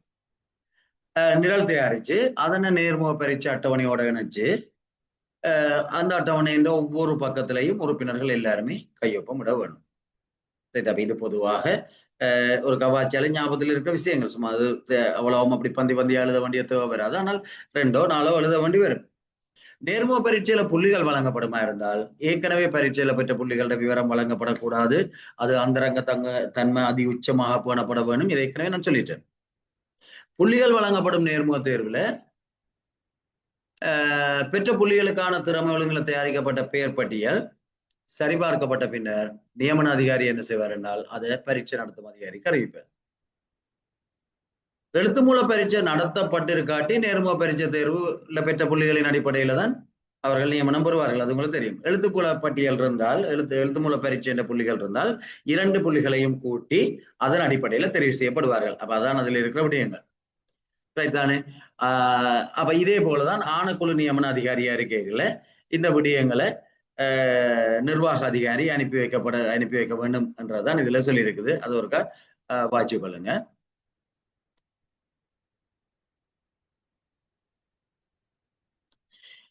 இங்க இன்னொரு விஷயம் சொல்லியிருக்கேன்னு சொல்லி சொன்னால் நேர்முக பரீட்சையின் போது தவிர வேறு சந்தர்ப்பங்கள்ல சமர்ப்பிக்கிறதுக்கும் புள்ளிகள் வழங்கப்பட மாட்டார். இப்ப சில நேரம் அவர் சமர்ப்பிக்கிற ஆவணங்களை வச்சு அவருக்கு புள்ளிகள் வழங்குறதா இருந்தால் அந்த நேரத்துல அவர் சமர்ப்பிக்கிற ஆவணங்களுக்கு தான் வழங்கப்படும். அதுக்கப்புறம் போயிட்டு வந்து எடுத்து கொண்டு இன்னொன்று கொடுத்து அதுக்கு புள்ளி வழங்கலாம். அப்ப கிளியரா சொல்லியிருக்கு, நேர்முக பரீட்சை நேரம் அவரால் சமர்ப்பிக்கப்படுற ஆவணங்களுக்கு மட்டும்தான், அது மட்டும்தான் கருத்துல கொண்டு புள்ளிகள் வழங்கப்படும். ஆவணங்களுக்கு புள்ளிகள் வழங்குறதா இருந்தா சரிதானே. பிறகு எடுத்து கொடுக்கறதுக்கு அல்லது பிறகு கொண்டு வர ஒன்றுக்கு திருப்பி தேடி கொண்டு வர ஒன்றுக்கு எக்காரணம் கொண்டும் புள்ளிகள் வழங்கப்பட முடியாது. அப்ப பொதுவாக ஒரு நேர்முக பரீட்சை சபை கொண்டு அமைக்கப்படையில இதில் இருக்கிற விடயங்கள் எல்லாத்தையுமே அவர்களுடைய கவனத்தை கொண்டு போறதுக்கு நியமன அதிகாரி நடவடிக்கை எடுக்க வேணும். அப்ப இவ்வளவும் நேர்முக பரீட்சை சபை தொடர்பாக சொல்லப்பட்டிருக்க விடயங்கள். அப்ப பிறகு நேர்முக பரீட்சை சபை தொடர்பாக கணக்கு ஏற்பாடுகள் இருக்குது. அதுல சில விடயங்கள் சுமார் நாங்கள் நினைவுல வச்சிருக்கலாம், சுமார் 2 தரம் வாய்ச்சாலும் சரி, அது எல்லாமே பாடமாக்க தேவையில்லை. அப்ப மிக முக்கியமாக நேர்முக பரீட்சை சபையினுடைய அமைப்பு, நேர்முக பரீட்சை சபைக்கு வழங்கப்படுற ஆவணங்கள், ஒரு நேர்முக பரீட்சை சபை கவனத்தில் கொள்ள வேண்டிய விடயங்கள் போன்றதுல ஞாபகத்துல வச்சிருங்க. மற்றும்படி எங்களுக்கு ஒரு நேர்முக பரீட்சை இவ்வளவும் விளங்கிட்டு இருந்ததனால் அதுல எப்படியான ஒரு வினாக்கள் வந்தாலும் அதை நாங்கள் விடிய கண்டறிகிறதுக்கு எங்களுக்கு விடயங்கள் ஞாபகம் வரும். ஏன்னா அதை இவ்வளத்தையும் நாங்க பார்த்து வச்சிட்டோம் என்றால் மிக முக்கியமா ஞாபகம் வச்சிருக்க வேண்டிய விடயங்களை சொல்லியிருக்கிறோம், அதை ஞாபகத்துல வச்சிருக்கல. அடுத்து நாங்க பார்ப்போம் என்றால் நியமனத்துக்கு தெரிவு செய்யறது. அப்ப நேர்முக பரீட்சை முடிஞ்ச பிறகு இனி திறமை ஒழுங்குகளை நாங்கள் தயாரிச்சு எத்தனை பேரை தெரிவு செய்ய போறோம்னு போட்டு ஆக்களை தெரிவு செய்யறது. சரிதானே. அப்ப அந்த விடயம் தான் அடுத்த சொல்லப்பட்டிருக்குது.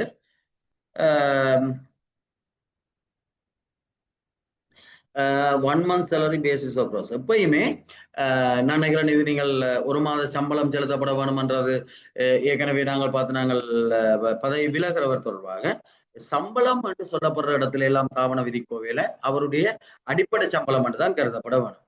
படிகள் உள்ளடக்கப்படுறது இல்லை. சரிதானே. அப்ப அடிப்படை சம்பளம் தான் அறவிடப்பட வேணும். வளத்தை டைப் பண்ணி போட்டு வாசிக்கலாம். இது நீங்க எனக்கு உழவு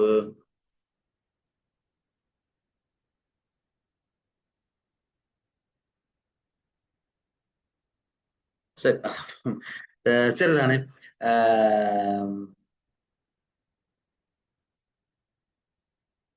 அப்ப திறமை ஒழுங்கெல்லாம் நாட்களை தெரிவு செய்ய வேணும். அதெல்லாம் நான் காய்ச்ச விஷயங்கள் வாச்சிக்கொள்ளுங்க. சரிதானே. எப்பயுமே பெற்றுக்கொண்ட திறமை ஒழுங்குல. அப்ப இதுல முக்கியமான விஷயம் என்னென்றால் ஒருவர் தெரிவு செய்யப்பட்ட பிறகு, அப்ப யார் யார் நியமனத்துக்கு தெரிவு செய்யற என்று தீர்மானிக்கப்பட்ட பிறகு சரிதானே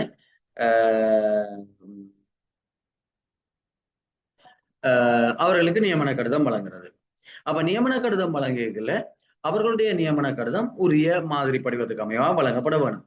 அப்ப என்ன மாதிரி படிவத்துக்கு அமைவாக வழங்கப்பட வேணும்ன்றது பின்னிணைப்பு இருக்குது. அது பின்னிணைப்பு 3லயும் 4லயும் இருக்குது. அப்ப பின்னிணைப்பு 3என்றது நிரந்தர நியமனம், அதுக்கான மாதிரி படிவம். பின்னிணைப்பு 4என்றது ஒப்பந்த நியமனம். இப்ப நான் பின்னிணைப்புகளை கொஞ்சம் ஞாபகத்துல வச்சிருக்கேன். அப்ப எங்களுக்கு தெரியும், முதலாவது பின்னிணைப்பு, 2வது பின்னிணைப்பு சிவபிரமாண குறிப்பு ஆட்சேர்ப்பு திட்டம். அப்ப சிவபிரமாண குறிப்பு ஆட்சேர்ப்பு திட்டத்துக்கு பிறகு அடுத்தது நியமன கடிதம். அப்ப அந்த ஒழுங்குல வரும். அப்ப நியமன கடிதம்ன்றது 3ம் 4ம் நிரந்தர நியமனம், ஒப்பந்த நியமனம் அப்படி ஞாபகத்துல வச்சிருங்க. அப்ப ஏதோ ஒரு ஒழுங்குல அதை ஞாபகத்துல வச்சிருக்க வேணும். நியமன அதிகாரியாக ஆணைக்குழு இருந்தால் தெரிவு தொடர்பாக நிர்வாக அதிகாரிக்கு அறிவித்து விரைவில் நியமன கடிதம் ஆணைக்குழுவால வழங்கப்படும். மற்றும்படி இந்த நியமன அதிகாரி நியமன கடிதங்களை வழங்குறதுக்கு நடவடிக்கை எடுக்க வேணும். எப்பயும் எப்ப நாங்க விண்ணப்பம் கோரி எத்தனை வெற்றிடத்துக்காக கோரணும்னு சொன்னோமோ அதை தவிர கூடி நாட்களை நியமிக்கிறதுக்கு நடவடிக்கை எடுக்கலாது. ஏன்னா நாங்க நியமனம் செய்யக்குள்ள சில நேரம் இன்னும் கூட வெற்றிடம் வந்துடும். ஆனபடியால் நாங்கள் எத்தனை வெற்றிடத்துக்காக இந்த விண்ணப்பத்தை கோர்றோம் என்று சொல்லி இருந்தோமோ அந்த சொல்லப்பட்ட திகதியில இருந்த வெற்றிடத்தை விட கூடுதலான நியமனங்களை செய்ய முடியாது. ஆனால் இறுதி வெற்றிடத்துக்கு சமனான புள்ளிகளை பெற்ற பேர் இருந்தால், உதாரணத்துக்கு 25 பேர் எடுக்கிறேன்றால் 22வது ஆள், 23வது ஆள், 24வது ஆள், 25வது ஆள் எல்லாருக்கும், 25வது ஆள், 26வது ஆள் எல்லாருக்குமே ஒரே புள்ளி. 25ஓட நின்றா பிரச்சனை இல்லை, 25 பேர் எடுக்கலாம் தானே. ஆனா 25வது ஆளுக்கும் 26வது ஆளுக்கும் ஒரே புள்ளி வரைக்குள்ள எடுத்தா 26 பேரையும் எடுக்கணும், இன்னொரு ஆளை சேர்த்து எடுக்க வேண்டி வரும். இல்லாட்டி 22ஓட நிப்பாட்டணும். ஏன்னா அதுக்கு மேற்பட்ட எல்லாம் 23ல இருந்து 26 வரைக்கும் ஒரே புள்ளி எடுத்தாக்கல இருந்தா, ஒரே புள்ளி எடுத்தால ஒரு ஆள் எடுத்துட்டு ஒரு ஆள் எடுக்காம விட இல்லாததானே. அப்ப அப்படியான சந்தர்ப்பத்தில் அப்ப அதான் சொல்ல போறேன், இறுதி வெற்றிடத்துக்கு சமனான புள்ளிகள் எடுத்தவர்கள் இருந்தார். அப்ப அப்படியான சந்தர்ப்பத்துல சரிதானே அந்த சமனான புள்ளிகள் எடுத்த அவ்வளவு பேரையும் நிரப்பாம விட்டுட்டு அது சம்பந்தமாக ஆழக்குழுல ஆலோசனையை கேட்கணும். அப்ப 22 பேருக்கு நியமன கடிதத்தை கொடுக்கலாம். ஆனால் 23, 24, 25, 26 இவ்வளவு பேரும் ஒரே புள்ளி எடுத்திருக்கணும். அப்ப நாங்க 25 பேரை தான் நியமிக்க போறோம். அப்ப அந்த சந்தர்ப்பத்தில் 26 பேரை நியமிக்கிறதுக்கு அதிகாரம் இல்லை. அதான் சொல்லப்பட்டிருக்கேன். 25 தான் பேர் கோல் பண்ணினாங்க. அப்ப ஆனால் நியமிக்கிறோம்னா நாங்கள் 26 பேரை நியமிக்க வேண்டி இருக்குது. அப்ப அப்படியான சந்தர்ப்பத்துல நாங்கள் என்ன செய்ய வேணும் என்றால் ஆணைக்குழு உண்டு ஆலோசனை கேட்கும். அப்ப ஆணைக்குழு சொல்லும் ஒன்றில் 26 பேர் எடுக்கிறதா அல்லது 26 பேர் எடுக்கிறதா அல்லது 22 நிப்பாட்டுறதா ஆண்டு. அது ஆணைக்குழு உண்ட முடிவு.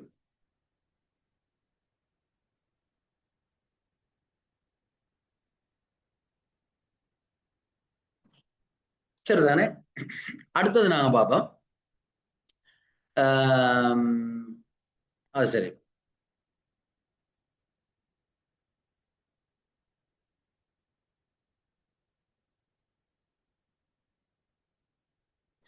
அப்ப இது நியமன கடிதம் கொடுத்த பிறகு அதுக்கு பிறகு நியமிச்ச பிறகு அப்ப நியமன கடிதம் அனுப்பியாச்சுனால் நியமனம் செய்தாச்சு. அப்ப அதுக்கு பிறகு என்னென்ன நடக்கும்? அப்ப இதுல கூடுதலாக வினாவுக்கு வரக்கூடிய பல பகுதிகள் இருக்குது. நியமன கடிதத்தை பெற்றவர் நியமன கடிதத்துல குறிப்பிட்டுள்ள நிபந்தனைகளுக்கு அமைவாக தன்னுடைய பதவியை பொறுப்பேற்பது தொடர்பாக பின்னிணைப்பு 5க்கு அமைவாக உடனடியா நியமன அதிகாரிக்கு அனுப்பணும். அப்ப எப்ப நியமன கடிதம் கிடைக்கல, இப்ப சேவையில இருக்கிறாக்களை விடுங்க, மற்றபடி பொதுவாக நியமன கடிதம் கிடைக்கல அவர்களுக்கு தனிப்பட்ட முறையில கிடைக்கப்படும்.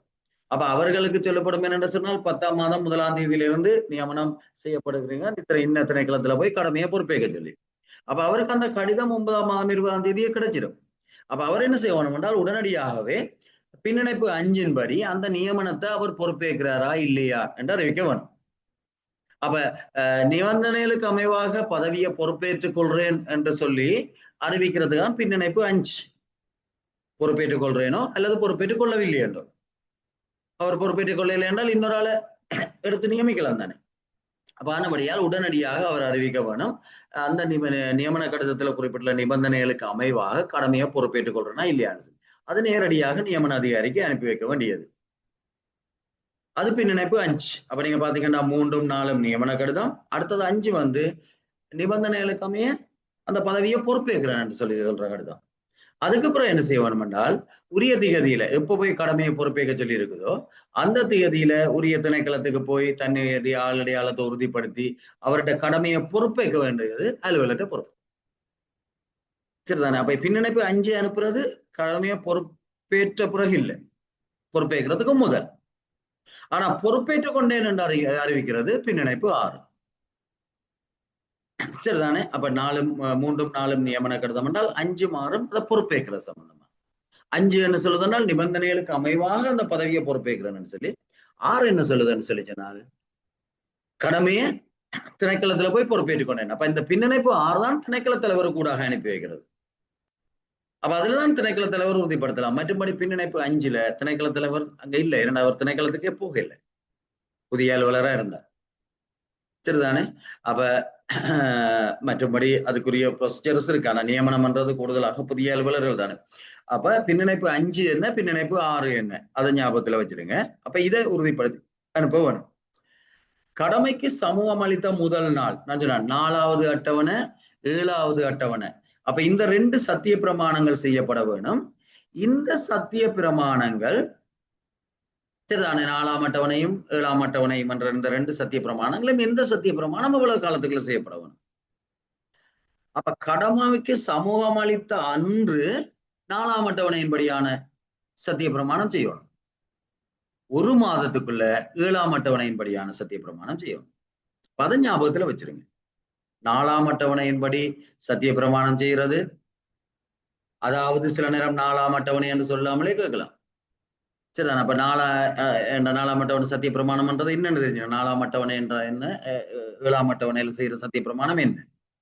அப்ப 4ஆம் அட்டவணைப்படி சத்திய பிரமாணம் செய்ய வேண்டியது கடமைக்கு சமூகம் அளிச்சான்ட்டு. 7ஆம் அட்டவணை என்றது கடமையை பொறுப்பேற்று 1 மாதத்துக்குள்ள செய்ய வேண்டியது. அப்ப 2ம் ஒரேடியா செய்யறது இல்ல. 2 சத்திய பிரமாணம் ஒரேடியா செய்தா பிழை இல்லை. அது 1 மாத அவகாசம் இருக்குது 7ஆம் அட்டவணை. உரிய அதிகாரியின் முன்னிலையில அதை செய்து கொள்ள வேணும். அதை பெற்றுக்கொள்றது உரிய அதிகாரியின் பொறுப்பு. உரிய காலத்துக்குள்ள இவ்வாறான சத்தியத்தையோ உறுதியுறையோ செய்ய தவறினால் நியமனம் தானாகவே ரத்தாகிறதுக்கு அது காரணமா போயிடும். எனவே அந்த காலத்திலேயே அதை செய்யறதுக்கு நடவடிக்கை எடுக்க வேணும்.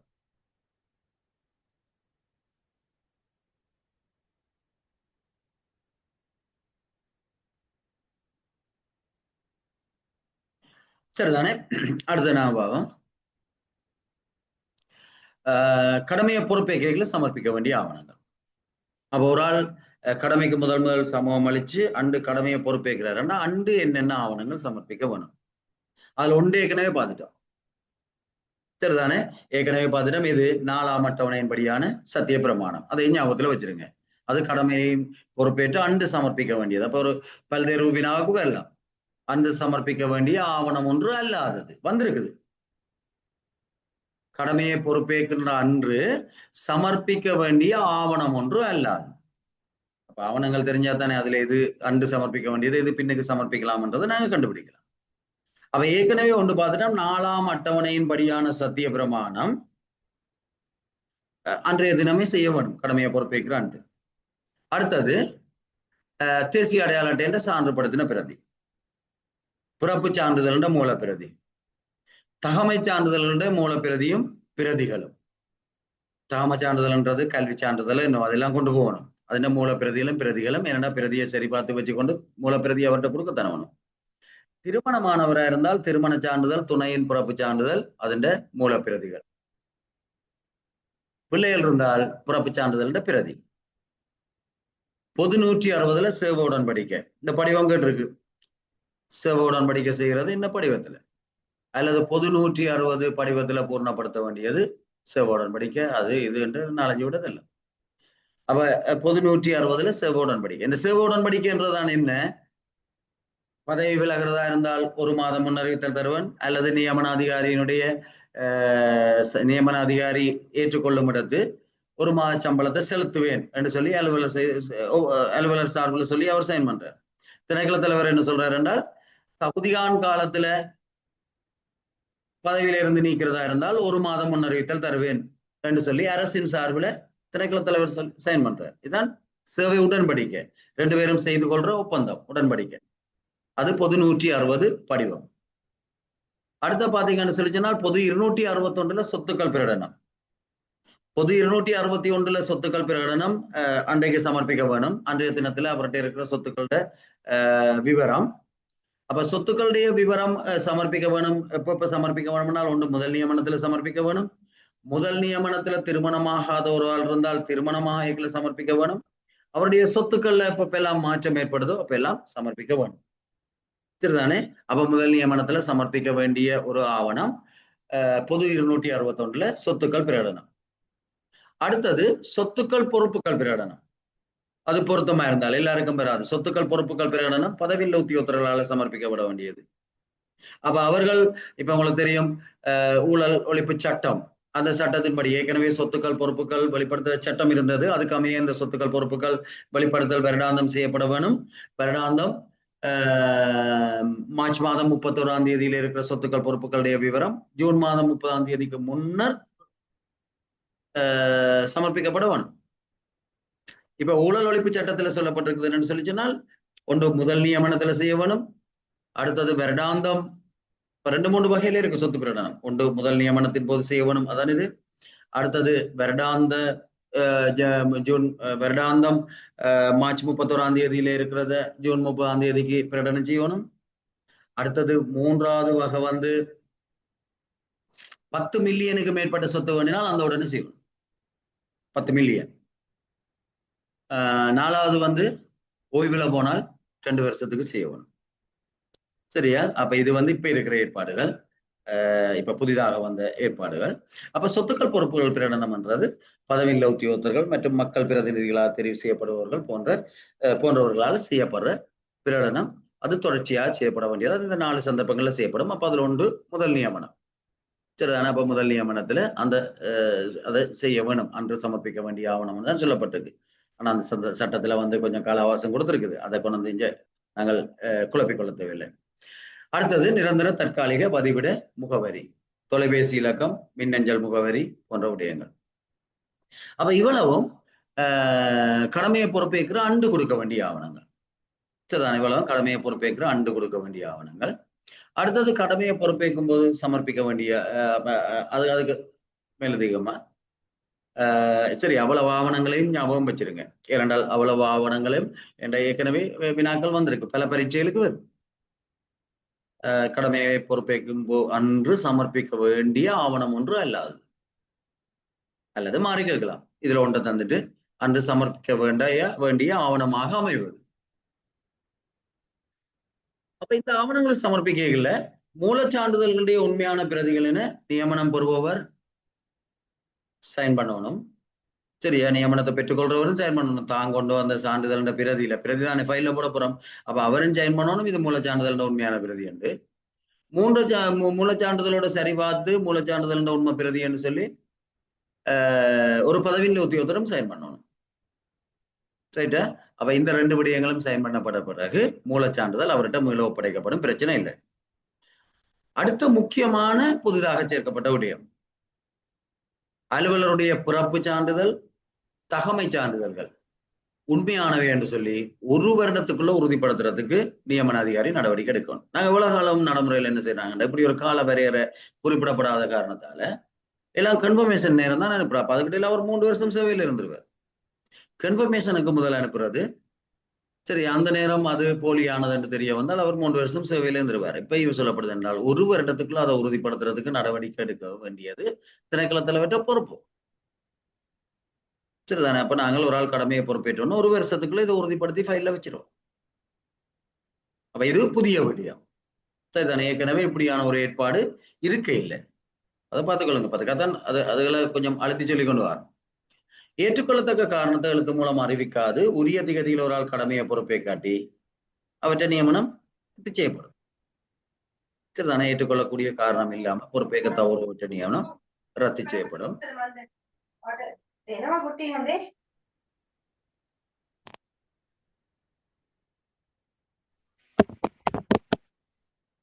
அடுத்தது பெயர் வழி கோப்புல இருக்க வேண்டிய ஆவணம். பெயர் வழி கோப்புல வச்சிருக்க வேண்டிய ஆவணங்கள் இது எங்களுக்கு ஏராளமா இருக்கு, தெரியும். அப்ப எங்களுக்கு தெரியும் கடமையை பொறுப்பேற்கிறான்னு சமர்ப்பிச்ச ஆவணங்களும் பெயர் வழி கோப்புல இருக்கும். அப்ப அந்த ஆவணங்களை திருப்பி சொல்ல தேவையில்லை. அந்த ஆவணங்களோட அதுக்கு மேலதிகமாக நியமன கடிதம். இந்த நியமன கடிதம் என்று வரையில கடமையை பொறுப்பேற்கும் போது சமர்ப்பிக்க வேண்டிய ஆவணம் ஒன்று அல்லாதது. சரியா? 2 வரைக்குள்ள நியமன கடிதமும் அதுல இருக்கும். அங்க கடமையை பொறுப்பேற்கல சமர்ப்பிக்க வேண்டிய ஆவணங்களும் 3 இருக்கும். எங்களுக்கு ஒரு கன்ஃபியூஸ் வந்துடும். நியமன கடிதம் எப்படியும் அவர் கொண்டு போக தானே வேணும். நியமன கடிதம் இல்லாம ஒரு ஆள் கடமையை பொறுப்பேற்க போயிடுமா? ஆனபடியால் நியமன கடிதம் அது வரும். அன்று சமர்ப்பிக்க வேண்டிய ஆவணங்கள் என்று விட்டுட்டு வேற ஒன்றுலதான் நாங்க கேறுவோம். இது பிள்ளையா போறதுக்கான வழி. ஏன்னா அவர் நியமன கடிதத்தை சமர்ப்பிக்க வேண்டிய அவசியம் இல்லை. நியமன கடிதத்தை கொண்டு போகணும்ன்றது சரி, அதை சமர்ப்பிக்க வேண்டிய அவசியம் இல்லை.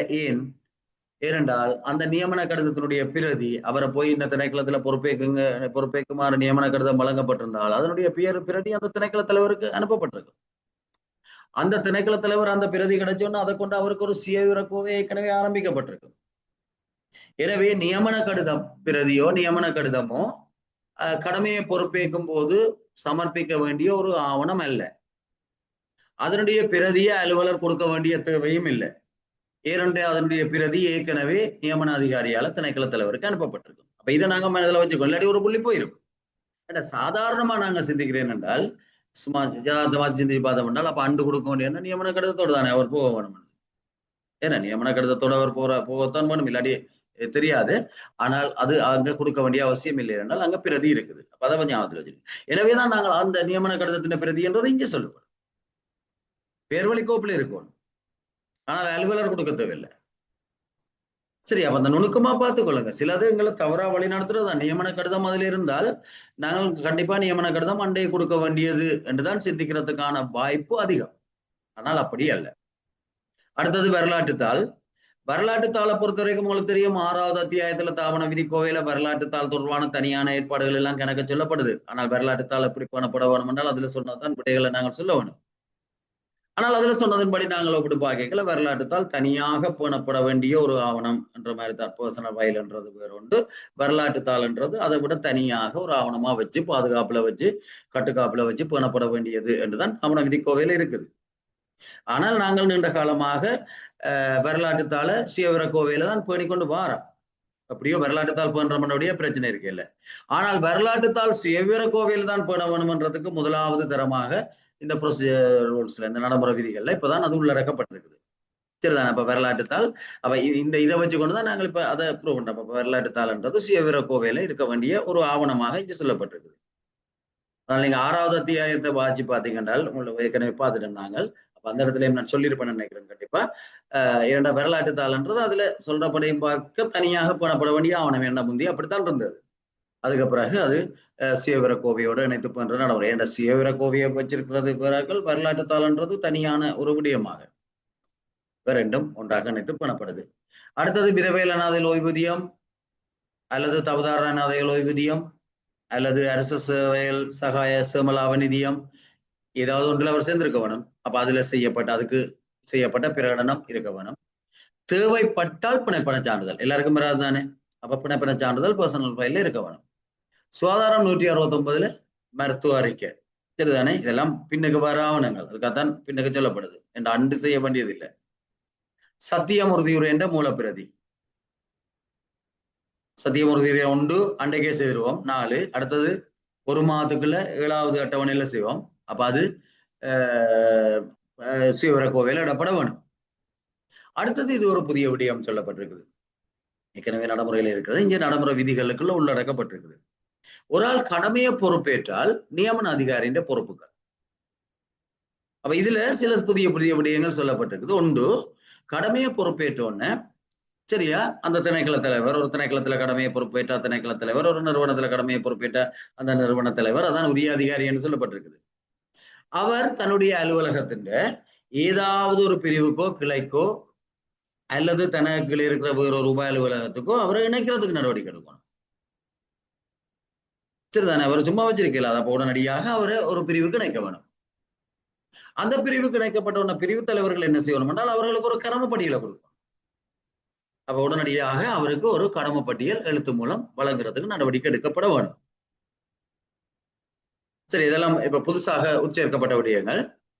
கடமையை பொறுப்பேற்றமையை கணக்காய்வாளர் நாயத்துக்கு அறிவிக்க வேணும். அது ஏற்கனவே இருக்குது, எங்களுக்கு தெரியும். நாங்கள் 6வது அத்தியாயத்துல கணக்காய்வாளர் நாயத்துக்கு அறிவிக்க வேண்டிய விடயங்கள் என்று கணக்க பார்த்துனாங்க. அப்ப கடமை தொடர்பான மாற்றம். அப்ப கடமையை பொறுப்பேற்றது கணக்காய்வாளர் நாயத்துக்கு அறிவிக்கப்பட வேணும். சில நேரம் நியமனத்தை வர்த்தமானியில வெளியிடுறது சட்ட தேவைப்பாடாக இருந்தால் உடனடியாக வர்த்தமானியில வெளியிடுறதுக்கு நடவடிக்கை எடுக்கணும். அப்ப சில சட்ட ரீதியான நியமனங்கள் அது அவ்வாறு ஒருவர் அந்த பதவிக்கு நியமிக்கப்பட்டால் வர்த்தமானியில வெளியிடப்பட வேணும் என்று சொல்லி ஏற்பாடு இருந்தால் அது உடனடியாக செய்யப்பட வேணும். உதாரணமாக இப்ப பிரதேச செயலாளராக ஒருவர் நியமிக்கப்பட்டால் அது வர்த்தமானியில வெளியிடப்பட வேணும். அது சட்ட ரீதியான ஒரு மிக முக்கியமான ஒரு பதவி.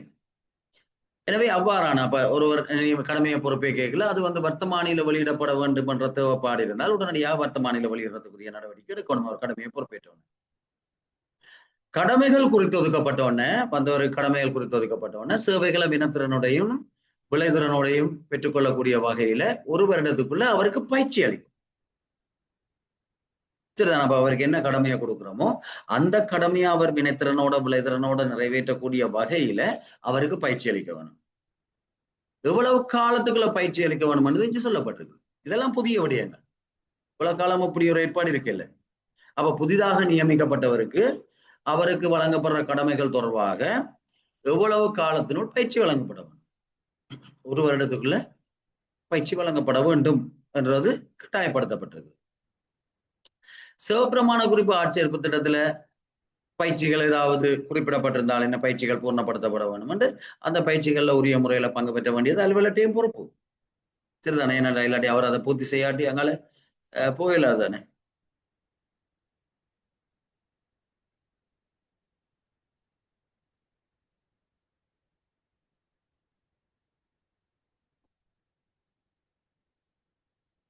அடுத்த பாவம் என்னென்றால் தற்காலிக நிரந்தர அடிப்படையில நியமிக்கப்படுறவர்கள் மருத்துவ அறிக்கைன 3 மாதங்களுக்குள்ள சமர்ப்பிக்கிறதுக்கு நடவடிக்கை எடுக்கணும். ஏற்கனவே பார்த்துனாங்க. அது உரிய அதிகாரியின் பொறுப்புகள் கொண்டாங்க. கடமையை வழங்க வேணும், கடமைப்பட்டியல் வழங்கணும். அதோட அடுத்தது உடல்நல ரீதியாக அரசு சேவைக்கு தகுதியற்றவர் என்று தெரிய வந்தால் நியமிக்க முடிவுறுத்துறதுக்கு நடவடிக்கை எடுக்க வேணும். எல்லாமே ஏற்கனவே பார்த்தது என்ன தொகுப்பு. அடுத்து இதுல ஒரு முக்கியமான விடயம் இருக்குது. இது வினாவுக்கு உட்படக்கூடிய ஒரு பகுதி. சரிதானே.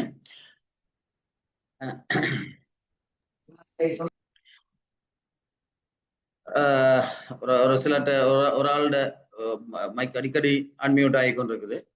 சரியா, நான் நினைக்கிறேன் பிள்ளைகளோட கையில போன் இருந்தா தயவு செய்து அதை பெற்றுக்கொள்ளுங்க. அப்ப பாருங்க என்னன்னு சொல்லி சொன்னால் பொதுவாக ஒரு உரிய பதவிகளுக்கு நியமிக்கிறது சரிதானே. வெற்றிடங்களுக்கு ஏற்ப ஆட்சேர்க்கப்படுறாக்கள் எங்கெங்க வெற்றிடம் இருக்கோ அந்த இடங்களுக்கு பிளேஸ்மெண்ட் செய்யறது நியமன அதிகாரியின் பொறுப்பு, அது சரி. ஆனால் இதுல சொல்லப்பட்டிருக்கிறது என்னன்னு சொல்லி சொன்னால் ஒரு ஆணைக்குழுவால செய்யப்பட வேண்டிய நியமனங்கள். அப்ப விசேடமா கவனிங்க, இது வினாவுக்கு உட்படக்கூடிய ஒன்று. ஆணைக்குழு என்னென்ன நியமனங்களை செய்ய வேணும், என்னென்ன பதவிகளுக்கு ஆணைக்குழு நியமனம் செய்யுது. இப்ப இலங்கை நிர்வாக சேவைக்கு நியமனம் செய்யறது வர அதை விட ஒரு பதவிக்கு நியமனம் செய்யல. பொதுவாக நியமன அதிகாரி தானே. இப்ப முகமது உத்தியோகத்தரால் எடுத்துக்கொண்டால் நியமன அதிகாரி என்ன செய்வாருன்னா எங்க வெற்றிடம் இருக்கோ அதுக்கேற்ற மாதிரி எங்க விடணும்னா அவரே தீர்மானிச்சு நியமன கடிதத்தை அனுப்புவார். ஆனால் இந்தந்த பதவிகளுக்கு ஒருவர் நியமிக்கப்படுறதா இருந்தால் அது ஆணைக்குழுவால செய்யப்பட வேணும். அப்ப என்ன பதவிகள் என்று பாத்தீங்கன்னா அமைச்சின் மேலதிக செயலாளர், திணைக்கள தலைவர் அல்லாத பணிப்பாளர் அதிபதி. ஏன் திணைக்கள தலைவர் அல்லாத என்று சொல்லப்பட்டிருக்கின்றால் உங்களுக்கு தெரியும், திணைக்கள தலைவராக இருந்தால் அமைச்சரவை. அப்ப பணிப்பாளர் அதிபதி என்று திணைக்கள தலைவர் அல்லாத பணிப்பாளர் அதிபதி இருந்தார். மேலதிக பணிப்பாளர் அதிபதி, மேலதிக ஆணையாளர் அதிபதி, பிரதி பணிப்பாளர் அதிபதி, பிரதி ஆணையாளர் அதிபதி, அதுக்கு சமனான பதவிகள். சிரேஷ்ட உதவி செயலாளர் சரிதானே, பிரதேச செயலாளர்கள், அதுக்கு சமனான பதவிகள். இவ்வளவு ஆணைக்குழுவால செய்யப்பட வேண்டிய நியமனங்கள். அப்ப இதை ஞாபகத்துல வச்சிருங்க. என்றால் இது இந்த பதவிக்கு ஒரு ஆளை பிளேஸ்மெண்ட் செய்யறேன்டால் சில நேரம் மாற்றம் செய்யறேன் என்ன செய்யறேன் இந்த பதவிகளுக்கு ஒருவரை கொண்டு போறதென்றால் அதுக்கு ஆணைக்குழுவால தான் நியமனம் செய்யப்பட முடியும். முந்தித்தாவண விதிக்கோவையில் இவ்வாறான பதவிகள் எல்லாம் அமைச்சரவையால செய்யப்படுறதா இருந்தது. அப்ப அப்பையும் அது வினாவுக்கு உட்படுற ஒரு விடயம் தான். அப்ப இப்பையும் வினாவுக்கு உட்படுற ஒரு விடயம். ஏன்னா நியமனாதிகாரி நியமனங்களை செய்தாலும் கூட இந்த பதவிகளுக்கு ஒருவரை நியமிக்கிறதா இருந்தால் அது ஆணைக்குழுவால செய்யப்பட வேணும். அப்ப இவ்வாறான பதவிகளுக்கு ஆணைக்குழுவால நியமனம் செய்யறதுல என்னென்ன நடைமுறை பின்பற்றப்பட வேணும். அப்ப மிக முக்கியமானது என்னென்ன பதவிகள் என்றதை பார்த்துக்கொள்ளுங்க. சரியா, ஒன்றும் பெருசா இல்லை. அமைச்சின் செயலாளர் வராது தானே. ஏன்னா அமைச்சின் செயலாளரை நியமிக்கிறது ஜனாதிபதி, அது அரசியலமைப்பின்படி. சில சில விடயங்களை ஞாபகத்துல வச்சிருங்க, இதெல்லாம் வினாக்களா வந்திருக்குது கடந்த காலத்துல. அப்ப அமைச்சின் செயலாளர்ன்றது நியமன அதிகாரி என்ற ஜனாதிபதி, அது அரசியலமைப்பின்படி. அப்ப அமைச்சின மேலதிக செயலாளர். அப்ப பாத்தீங்கன்னா மேலதிக செயலாளர் அமைச்சுக்கு சரியா, மற்ற எல்லாரையும் யாரும் அது நிர்வாக அதிகாரியை பிளேஸ்மெண்ட் செய்யலாம். திணைக்கள தலைவர் அல்லாத பணிப்பாளர் அதிபதி, ஏனென்றா திணைக்கள தலைவர் அமைச்சரவை. அதுக்கு பிறகு மேலதிக ஆணையாளர் அதிபதியோ அல்லது மேலதிக அதிபதி அல்லது நாயகம்னு சொல்றது, மேலதிக பணிப்பாளர் நாயகம், மேலதிக ஆணையாளர் நாயகத்தில் இருக்கிறது, அல்லது பிரதி பணிப்பாளர் நாயகம், பிரதி ஆணையாளர் நாயகம், அல்லது சிரேஷ்ட உதவி அல்லது பிரதேச செயலாளர். அப்ப உதவி செயலாளர்கள் அல்லது உதவி பணிப்பாளர்கள் அதெல்லாம் அந்த பதவிகளுக்கு ஆணைக்குழு நியமிக்கணும்ன்றது இல்லை. ஆனா இலங்கை நிர்வாக சபைக்கு நியமிக்கிறது ஆணைக்குழு, அது வேற. நீங்க அந்த பதவிக்கு நியமனிக்கிறதை பற்றி தான் இதுல கதைப்படுது. சரிதானே, இலங்கை நிர்வாக சேவைக்கு தெரிஞ்செடுத்து ஒரு பதவிக்கு நியமிக்கிறத பற்றி தான். இப்ப அவருக்குரிய கடமையை கொடுக்கறது, அவருக்குரிய பதவியை கொடுக்கறது பற்றி தான் இதுல கதைக்கிறோம். அப்ப இது ஆணைக்குழுவால நியமிக்கப்பட வேண்டிய பதவிகள்.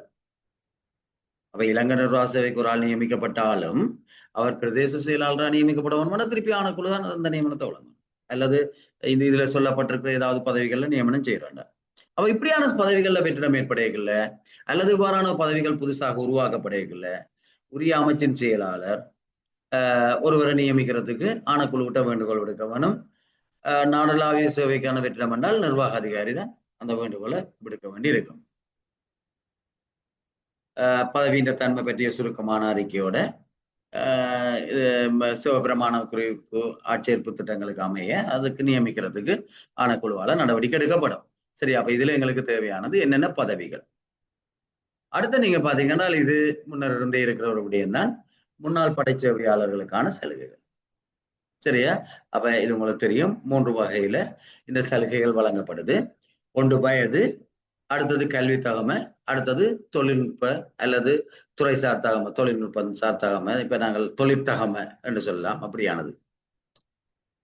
அப்ப எங்களுக்கு தெரியும் முன்னாள் படைச்சேவையாளர்கள் திருப்பி ஒரு அரசாங்க சேவையை பெற்றுக்கொள்றதா இருந்தால் அவர்கள் 50 வயதுக்கு மேற்படாம இருந்தால் சாதாரணமா எங்களுக்கு தெரியும் ஒருவர் அரசு சேவைக்கு நியமிக்கப்படுறால் 45 வயதுக்கு மேற்பட்டவர் நியமிக்கப்படல. அதான் இவர்கள் முன்னாள் அரசு சேவையில இருந்த முன்னாள் படைச்சேவையில இருந்தார்கள் என்றால் 50 வயதுக்கு மேற்பட்டாக்களுக்கு இந்த சலுகை வழங்க இயலாது, அவர்களை நியமிக்கவும் இயலாது. 50 வயதுக்கு மேற்படாதவரா இருந்தால் அவர் அரசு சேவையில ஒரு நியமனத்தை கோரைக்குள்ள அவருக்கு 3 சலுகைகள் வழங்கப்படுது. ஒன்று வயதுண்ட உச்ச எல்லையை பார்க்கல, வயதுண்ட உச்ச எல்லையை பார்க்கல உங்களுக்கு தெரியும் இளங்கண்ணர் வாசவை என்றால் 28 வயது வரைக்கும் தான் அதுண்ட திறந்த போட்டி பரீட்சைக்கு ஒருவர் தோற்றலாம். சரிதானே? 53 வயது வரைக்கும் தான் அதனுடைய எங்களுக்கு இப்ப என்ன மட்டுப்படுத்தப்பட்ட அடிப்படையில லிமிட்டெட்ல ஒருவர் அதுக்கு தாமப்படுவார். திறமை அடிப்படையில இளங்கண்ணர் வாசவைக்கு ஆட்சேர்ப்பு செய்கிறால் 55 வயது வரைக்கும் அதுக்கான சந்தர்ப்பம் இருக்குது. அப்ப இப்படி வயதுகளை பார்க்கல. அப்ப அவர் இப்ப இளங்கண்ணர் வாசவ பரீட்சைக்கு திறந்த அடிப்படையில் அவர் தோற்றுறது என்றால் 28 வயதுக்குள்ள உள்ளால் தான் விண்ணப்பிக்கலாம் அந்த குறித்த திகதியில. ஆனால் இவரை பார்க்கல, இவர் அதுக்கு இப்ப தோற்றுதா இருந்தால் ஏனைய தகமைகள் இருக்குமா இருந்தால் வயதுக்கு இவர் படைச்சவ காலத்துல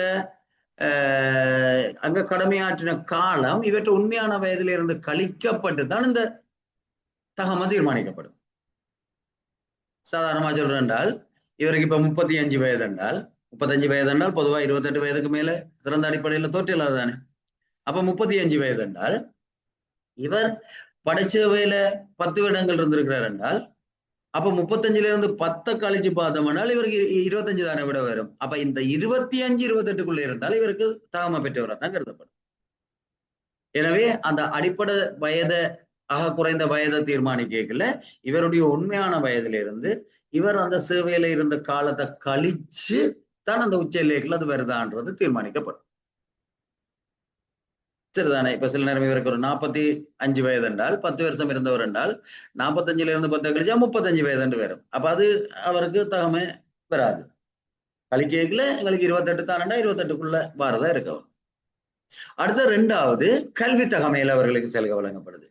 பல்கலைக்கழக பட்டம் கேட்டது தவிர பல்கலைக்கழக பட்டம் என்றால் அதுதான் இருக்க வேணும், ஏனென்றால் அது துறை சார்ந்த பதவிகளுக்கு கேட்கப்படுறது.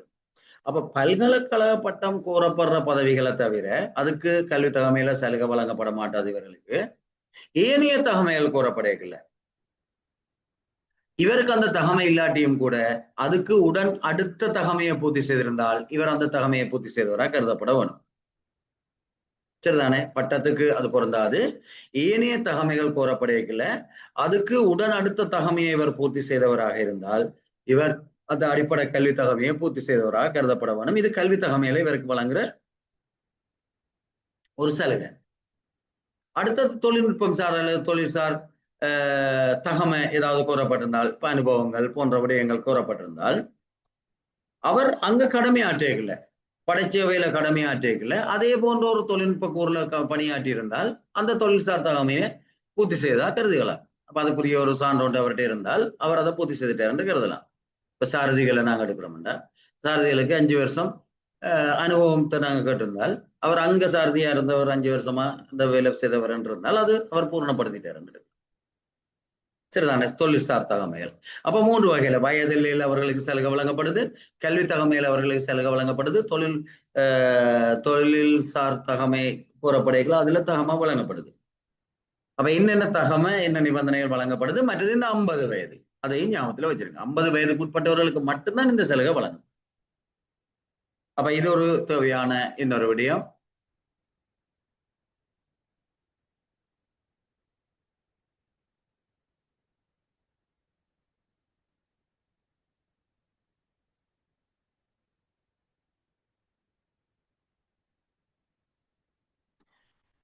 ரெண்டும் ஒரே ஃபார்மாண்டு இருக்குன்னா வேற வேற என்னடா அது ஒன்று அரசியலமைப்பு போட்டி பாதுகாக்கணும்னு செய்யறது, அடுத்தது வேற ஒரு விடயம் சொன்னேன், அது வேற வேற போகும்.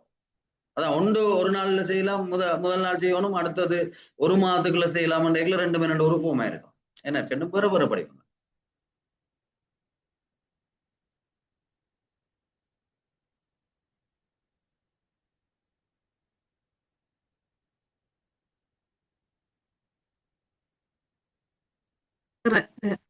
limited வயது எல்லாம் சொன்னீங்களா? அதான் இருக்கு சார்.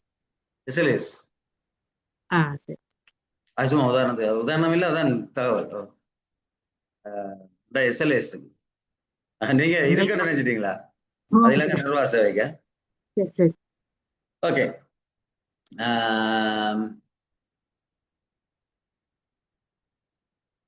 அடுத்த நான் பார்ப்போம் தகுதியான் காலம். சரிதானே? தகுதியான் காலம் தொடர்பாகவும் நாங்கள் முக்கியமாக கவனத்தை செலுத்தணும். இனி அது இதெல்லாம் உங்களுக்கு தெரிஞ்ச முன்னுக்கு இருக்கிறது நாங்கள் அடிக்கடி கவனிக்காத விடயங்கள், இனி வர்றதெல்லாம் நீங்கள் பொதுவாக அறிந்த விடயங்கள். அப்ப இலகுவா ஞாபகம் வச்சிருக்கலாம். அதில் இருக்கிற மாற்றங்களை மட்டும் குறிப்பா ஞாபகத்துல வச்சிருங்க. அப்ப நிரந்தர பதவிக்கு புதிதாக நியமிக்கப்படுறவர்களுக்கு 3 ஆண்டுகள் தகுதியான் காலம். அது உங்களுக்கு தெரியும், அது மனப்பாடமான விடயம். ஆனா இந்த அதுலயும் சில நேரங்கள் போடுறாங்க. நியமன காலத்துல விதிக்கப்பட்டுள்ள கடப்பாடுகளை பொறுப்புகளை ஊக்கம் தளராம புரிவதன் மூலமும், நன்னடத்தை மற்றும் சிறந்த வரவின் மூலமும், வினத்திறமையுடன் சேவைகளை புரிவதன் மூலமும் பதவிக்கு பொருத்தமானவர் என்று நிரூபிக்க வேணும். அப்ப தகுதியான் காலத்தில் இருக்கிற ஒரு அலுவலற்ற பொறுப்பு என்னென்றால் 2 விதமா நாங்க பார்க்கலாம். ஒன்று அந்த பதவிக்கு என்று சொல்லி தகுதியான் காலத்துக்குள்ள அவர் பூர்ணப்படுத்த வேணும் என்று விதிக்கப்பட்டிருக்கிற கடப்பாடுகளை நிறைவேற்றணும். சில நேரம் இனத்திரமான தடையில சித்தி அடைய வேண்டியிருக்கலாம், சில நேரம் சில பயிற்சி நிறைகளை அவர் பூர்ணப்படுத்த வேண்டியிருக்கலாம். அதுகளை நிறைவேற்ற வேணும். அடுத்தது, அந்த தகுதியான் காலத்துல தன்னுடைய சேவை வரவு நடத்தை, வேலை வரவு நடத்தை, சரிதானே? அதான் சொல்லி இருக்குது, நன்னடத்தை, சிறந்த வரவு, வினத்திறனான சேவை. இந்த 3 தானே பரிசீலிக்கப்படுற. அப்ப இந்த 3 மூலமும் தான் அரசு சேவைக்கு தகுதியானவர் என்றதை நிரூபிக்கணும், அந்த பதவிக்கு பொருத்தமானவர் என்றதை நிரூபிக்க வேணும். அப்ப இதுதான் தகுதியான காலத்தில் இருக்கிற ஒரு அலுவலற்ற பொறுப்பு. அப்ப 2 பிரிச்சு வச்சு ஞாபகம் வச்சுட்டோம்னா சரி. ஒன்று, அதுக்குள்ள சொல்லப்பட்ட தேவைப்பாடுகளை பூர்த்தி செய்யணும். அது பதவிக்கு பதவி மாறுபடும். அந்தந்த சிவபிரமாண குறிப்புல நியமன கடிதத்துல இருக்கும் அவர் என்ன பூர்த்தி செய்ய வேணும் என்று. அடுத்தது எல்லா பதவிக்கும் பொதுவானது, வேலை வரவு நடத்த, சரிதானே? அப்ப வேலை வரவு நடத்த மூலம் அந்த பதவிக்கு தான் பொருத்தமானவர் என்றதை நிரூபிக்க வேண்டும். இதுதான் தகுதியான் காலத்தில் இருக்கிற ஒரு அலுவலர் பூர்ணப்படுத்த வேண்டிய ஒரு பொறுப்பாக காணப்படுது. அப்ப உண்மையிலேயே தகுதியான் காலத்துல என்னத்துக்காக நியமிக்கப்படுது என்றால், ஒரு புதிதாக அரசு சேவைக்கு வர்ற ஒரு அலுவலர் தன்னுடைய கடமைகளை கற்றுக்கொண்டு, அவருக்கு தெரியாது என்ன கடமை செய்யணும் என்று, அவரை அதை கற்றுக்கொள்றதுக்கு சந்தர்ப்பம் அளிப்பதன் மூலம் அவரை நிரந்தர சேவைக்கு பொருத்தமானவரான்னு பரிசீலிக்கிறது. அப்ப கற்றுக்கொள்றதுக்கு சந்தர்ப்பமே அளிக்காம அவர் பொருத்தமா இல்லையான்னு முடிவெடுக்க இயலாது. அப்ப இதை திணைக்கள தலைவர்கள் கவனத்துல வச்சிருக்கணும். ஏன்னா அவர்களுக்கு வேலை தெரியாது, சில நேரம் அவர்கள் தவறுகள் வரும், அதை நாங்கள் சொல்லிக் கொடுக்க வேண்டி வரும். அப்ப அவர்களை அதை கற்றுக்கொள்றதுக்கு சந்தர்ப்பம் வழங்குறது. எனவே தகுதியான் காலத்தில் இருக்கிற அலுவலர் தங்களுக்குரிய கடமைகளை கற்றுக்கொள்றதுக்கு சந்தர்ப்பம் வழங்குறதுக்காகத்தான், அவர்கள் அவ்வாறு கற்றுக்கொள்வதன் ஊடாக நிரந்தரமாக அந்த பதவியில இருக்கிறதுக்கு தகமப்படுறதுக்காகத்தான் தகுதியான் காலம் விதிக்கப்படுது என்றதை கண்டிப்பாக கருத்துல கொள்ள வேணும். அப்ப இது திணைக்கள தலைவருடைய பொறுப்பு. கடமைகள் பொறுப்புகள் தொடர்பான அனுபவத்தை பெறதுக்கு தேவையான சகல வசதிகளையும் அவருக்கு வழங்க வேணும். தொடர்ச்சியாக கருணை வாய்ந்த அவதானிப்பின்களை வச்சிருக்க வேணும். அப்ப இதெல்லாம் தகுதியான் காலத்தில் இருக்கிற ஒரு அலுவலர் தொடர்பாக திணைக்கள தலைவருக்குள்ள பொறுப்பு. அப்ப தொடர்ச்சியான அவதானிப்பு வேண்டாம், தொடர்ச்சியான மேற்பார்வைக்கு அவர் உட்படுத்தி இருக்க வேண்டும் என்றால் அவர் செய்யற எல்லாமே பரிசீலிக்கப்பட வேண்டும். என்றால் அவர் புதியவர் என்னுடைய. அதே நேரம் கருணை வாய்ந்த, அப்ப அவர் புல விட்டால் அதை திருத்துறதுக்கான சந்தர்ப்பம் சொல்லி கொடுத்து ஒரு என்ன, அப்ப அவர் கருணை வாய்ந்த அவதானிப்புகளை வச்சிருக்க வேணும். அப்ப திணைக்கள தலைவர்கிட்ட பொறுப்புகள். அப்ப ஒரு தகுதியான் காலத்தில் இருக்கிற அலுவலர் தொடர்பாக திணைக்கள தலைவருக்கு இருக்கக்கூடிய பொறுப்புகள் 2 பேருக்கு இதுல தான் எழுதணும். அதுக்கு பிறகு அப்ப இப்படியெல்லாம் செய்து அவற்றை நடத்தையில குறைபாடுகள் இருந்தால் அவரை எச்சரிக்கை வேணும். சரி, இப்படி செய்யக்கூடாதுன்னு சொல்லி அவருக்கு எச்சரிக்கை வழங்க வேணும். அவர்கிட்ட இருக்கிற குறைகளை சுட்டி காட்டி எச்சரிக்கை செய்து அந்த குறைகளை அவர் திருத்துறதுக்கு நடவடிக்கை எடுக்க வேணும். ஆனால் அப்படி செய்தும் அவருக்கு சுட்டி காட்டியும் அவற்றை தவறுகள் தொடருதா இருந்தால் அது உறுதிப்படுத்தலை பாதிக்கும் என்று சொல்லி எழுத்து மூலம் அறிவித்து அதை பெற்றுக்கொண்டமைக்கான கையொப்பத்தை பெற்றுக்கொள்ள வேண்டும். அப்ப தகுதியான் காலத்தில் இருக்கிற தவறிழைக்கிற அலுவலர் தொடர்பாக திணைக்கள தலைவர் மேற்கொள்ள வேண்டிய நடவடிக்கை. மற்றெல்லாம் பொதுவான எல்லாருக்கும் தானே. அப்ப தவறிழைக்கிற அலுவலர் தொடர்பாக என்றால் அவருக்கு எச்சரிக்கை செய்ய வேணும், குறைகளை திருத்தறதுக்கு உதவி வழங்க வேணும். இவ்வாறான தவறுகள் தொடருமா இருந்தால் அது உறுதிப்படுத்தல பாதிக்கும் என்று சொல்லி எழுத்து மூலம் அறிவிக்க வேணும். அவர் அதை பெற்றுக்கொண்டதுக்கான கையொப்பத்தை பெற்று வச்சிருக்க வேணும். சரிதானே. அப்ப இது குறைபாடுடைய அலுவலர் தொடர்பாக. அப்ப இந்த தகுதியான காலத்தில் இருக்கிற அலுவலர்கள் தொடர்பாக அறிக்கை தயாரிக்க வேணும் திணைக்கள தலைவரால. 1ஆம் 2ஆம் ஆண்டு அறிக்கைகள் அந்த ஆண்டு இறுதியிலையும், 1ஆம் அறிக்கை 1வது வருட முடிவிலையும், 2வது அறிக்கை 2வது வருட முடிவிலையும், 3வது ஆண்டுக்குரிய அறிக்கை தகுதிகான் காலம் முடிகிறதுக்கு 3 மாதத்துக்கு முன்னர். அப்ப உண்மையா பாத்தீங்கன்னா 3வது அறிக்கை 9 மாதத்துக்கு தான் தயாரிக்கப்பட வேணும்னு சொல்லப்பட்டிருக்கு. நடைமுறையில எப்படி இருக்கும்? நடைமுறையில ஒரு என்னன்னா நாங்க தகுதிகான் காலம் முடிஞ்ச பிறகுதானே உறுதிப்படுத்துறதுக்கே அனுப்புறாங்க. அப்ப முழு அறிக்கை தானே தயாரிக்கணும். அப்ப அவர் என்னத்துக்காக 3 மாதத்துக்கு முதல் என்று சொல்றாரு என்றால் 3 மாதத்துக்கு முதலே நீங்க அவரை பற்றி சிபார் செய்து அனுப்பினால் தான் உரிய நேரத்துல பதில் வரும். அப்ப அவரை அந்த நேரத்திலேயே உறுதிப்படுத்தலாம். ஆனால் நாங்கள் என்ன செய்வோம் என்று சொல்லி சொன்னால் அவர் இன்னும் தகுதியான் காலம் முடியலைன்னா அதெல்லாம் முடிஞ்ச பிறகுதான் சில நேரம் அனுப்புவோம். இல்லை அதுக்கு பிறகுதான் ஃபைல் எடுத்து பார்த்தோம் என்றால் சர்டிபிகேட்டுகள் கன்ஃபர்மேஷனுக்கு அனுப்புறப்ப அது அதுல இருக்கிற பலவீனங்கள் இனங்கண்ணப்பட்டு தான் பல திருத்தங்கள் இதுல செய்யப்பட்டிருக்கு. அந்த திருத்தங்களை விளங்கிக் கொள்ளுங்க. அப்ப என்னத்துக்காக 3 மாதத்துக்கு முன்னர் அனுப்பப்பட்டிருக்காங்க? அப்ப எங்களுக்கு 3 ஆண்டு அறிக்கைகள் தயாரிக்கப்படுறது இல்லை. 1வது ஆண்டு அறிக்கை, 2வது ஆண்டு அறிக்கை, 3வது வருடம் முடிகிறதுக்கு 3 மாதத்துக்கு முன்னர் தயாரிக்கப்படுற ஒரு அறிக்கை. அப்ப இந்த 3ஐயும் தயாரிச்சு இந்த 3 அறிக்கைகளையும் நியமன அதிகாரிக்கு அனுப்பி வைக்க வேணும். அப்ப உண்மையா அப்ப அனுப்ப வேணும். தகுதியான் காலம் முடிகிறதுக்கு 3 மாதத்துக்கு முதல்ல அனுப்ப வேணும். அப்ப தகுதியான் காலத்தில் இருக்கிற ஒரு அலுவலர் தொடர்பாக மதிப்பீட்டு அறிக்கைகள் நியமன அதிகாரிக்கு அனுப்ப வேண்டியது 3 வருடங்கள் முடிஞ்ச பிறகு, 3 வருடங்கள் முடிவதற்கு 3 மாதத்துக்கு முன்னர், 6 மாதத்துக்கு முன்னர், 3 வருடங்கள் முடிவடைந்து 3 மாதத்துக்குள் என்று பதில் இருந்தா நாங்க எதுக்கு கருவோம்னு தெரிந்தானே. நாங்க 3 வருஷம் முடிஞ்சு 3 மாதத்துக்குள்ள அனுப்பணும்னு தான் சரியா இருக்கும்னு கருவோம். நான் சொல்றேன் அது முடிவடைகிறதுக்கு 3 மாதத்துக்கு முன்னர். அதனுடைய ஞாபகத்துல வச்சிருக்கேன். நியமன அதிகாரிக்கு அனுப்புறதுக்கு நடவடிக்கை எடுக்க வேணும். அப்ப இவ்வாறு செய்யப்படுற மீளாய்வு அறிக்கை பின்னிணைப்பு 8. சரிதானே. பின்னிணைப்பு 8ல தான் இந்த மீளாய்வு அறிக்கை அனுப்பப்படுறது. அப்ப 1, 2 பின்னிணைப்பு என்னென்று ஞாபகம் இருக்கு உங்களுக்கு? சரியா? சிவபிரமாண குறிப்பு ஆட்சேர்ப்பு திட்டம். 3, 4, 2 ஞாபகம் இருக்குது நியமன கடிதங்கள். 5, 6 என்னென்று ஞாபகம் இருக்குது பதவியை பொறுப்பேற்றல், கடமையை பொறுப்பேற்றல். சரியா? அடுத்தது 8 வந்து தகுதியான் காலத்துல திணைக்கள தலைவரால் செய்யப்படுற மீளாய்வு அறிக்கை. 7 வந்து நியமன கடிதத்தை அந்த தகுதியான் காலத்துல அவர் தகம பாராட்டி அவருடைய நியமனத்தை முடிவுறுத்துறது. சரிதானே. அப்ப 7வது பின்னிணைப்பு தகுதியான் கால நியமனத்தை முடிவுறுத்துற கடிதம். 8வது பின்னிணைப்பு தகுதியான் காலத்துல திணைக்கள தலைவரால் செய்யப்படுற அறிக்கை.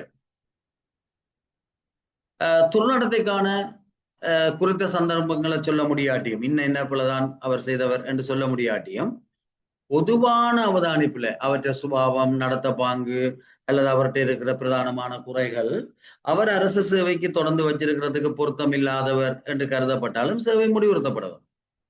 அப்ப இதுதான் அவற்றை குற்றச்சாட்டு, இந்த புலதான் விட்டவர் என்று குறிப்பா சொல்லியிருக்காரு. அவரை அவதானிக்கையிலேயே அவர் பொருத்தம் இல்லை. ஆனால் அந்த காரணங்கள் குறித்து வைக்கப்பட வேணும். நியாயங்கள் அனைத்தையும் கோவையில விரிவாக பதிவு செய்து வச்சிருக்க வேணும். அப்ப பொதுவான அவதானிப்புல ஒருவர் குறைபாடுடையவராக காணப்பட்டாலும் அவரை நிறுத்துறதுக்கு, அவருடைய நியமனத்தை முடிவுறுத்துறதுக்கு நியமன அதிகாரிக்கு அதிகாரம் இருக்குது. இவ்வாறு நியமனத்தை முடிவுறுத்துறது பின்னிணைப்பு 7ல வழங்கப்பட வேணும். அப்ப 7என்றது தகுதியான் கால நியமனத்தை முடிவுறுத்துறது, 8என்றது தகுதியான் காலத்துல திணைக்கள தலைவரால் சமர்ப்பிக்கப்பட வேண்டிய அறிக்கை. அப்ப தகுதியான் கால முடிவுல திணைக்கள தலைவர் இந்த அறிக்கையை சமர்ப்பிச்ச பிறகு நியமன அதிகாரி என்ன செய்ய வேணும்? அப்ப தகுதியான் காலத்தில் இருக்கிற ஒரு அலுவலர் தொடர்பாக அல்லது தகுதியான் கால அலுவலர் தொடர்பாக திணைக்கள தலைவர் அறிக்கைகள் சமர்ப்பிச்ச பிறகு நியமன அதிகாரி மேற்கொள்ள வேண்டிய நடவடிக்கை. திணைக்கள தலைவர்கிட்ட அவர்கிட்ட திணைக்கள தலைவர் 3 அறிக்கைகளையும் ஒன்றாதான் சமர்ப்பி, ஒவ்வொரு வருஷமும் தனித்தனியா அனுப்புறதில்லை. அப்ப இந்த திணைக்கள தலைவர்களுடைய அறிக்கைகளை பரிசீலிச்சு ஒன்றில் அவர் தகவ பெற்றுட்டார் என்றால் அவரை பதவியில உறுதிப்படுத்துறதுக்கு நடவடிக்கை எடுக்க வேணும், அல்லது கால நீடிப்பு வழங்குறதுக்கு நடவடிக்கை எடுக்க வேணும். ஆனால் அதுல அவர் குறைபாடுடையவராக காணப்பட்டால், சரிதானே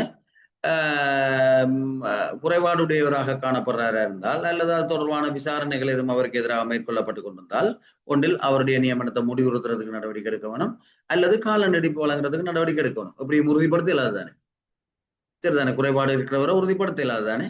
எனவே ஒன்றில் முடிவுறுத்த வேணும் அல்லது கால நீடிப்பு வழங்க வேணும். நிரந்தரமாக்குறதுக்கு பொருத்தமற்றவர் என்று கருதினால், அதாவது பதவியில உறுதிப்படுத்துறதுக்கு பொருத்தமற்றவர் என்று கருதினால் ஒன்றில் அதை முடிவுறுத்தலாம் அல்லது கால நீடிப்பு வழங்குறால்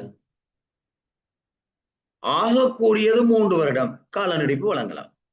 ஆக கூடுதலாக ஒருவருக்கு வழங்கக்கூடிய கால நீடிப்பு 3 வருடம். ஒரு முறையில 1 வருடம்.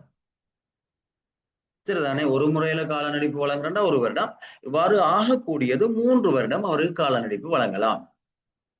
அப்படி கால நீடிப்பு வழங்கின காலத்துல சரிதானே அவருக்கு வேதனையேற்றம் பிற்போடப்படும். 3 வருடத்துக்கு பிறகு என்ன நடக்கும் என்றது இதுல சொல்லப்படல. ஆனால்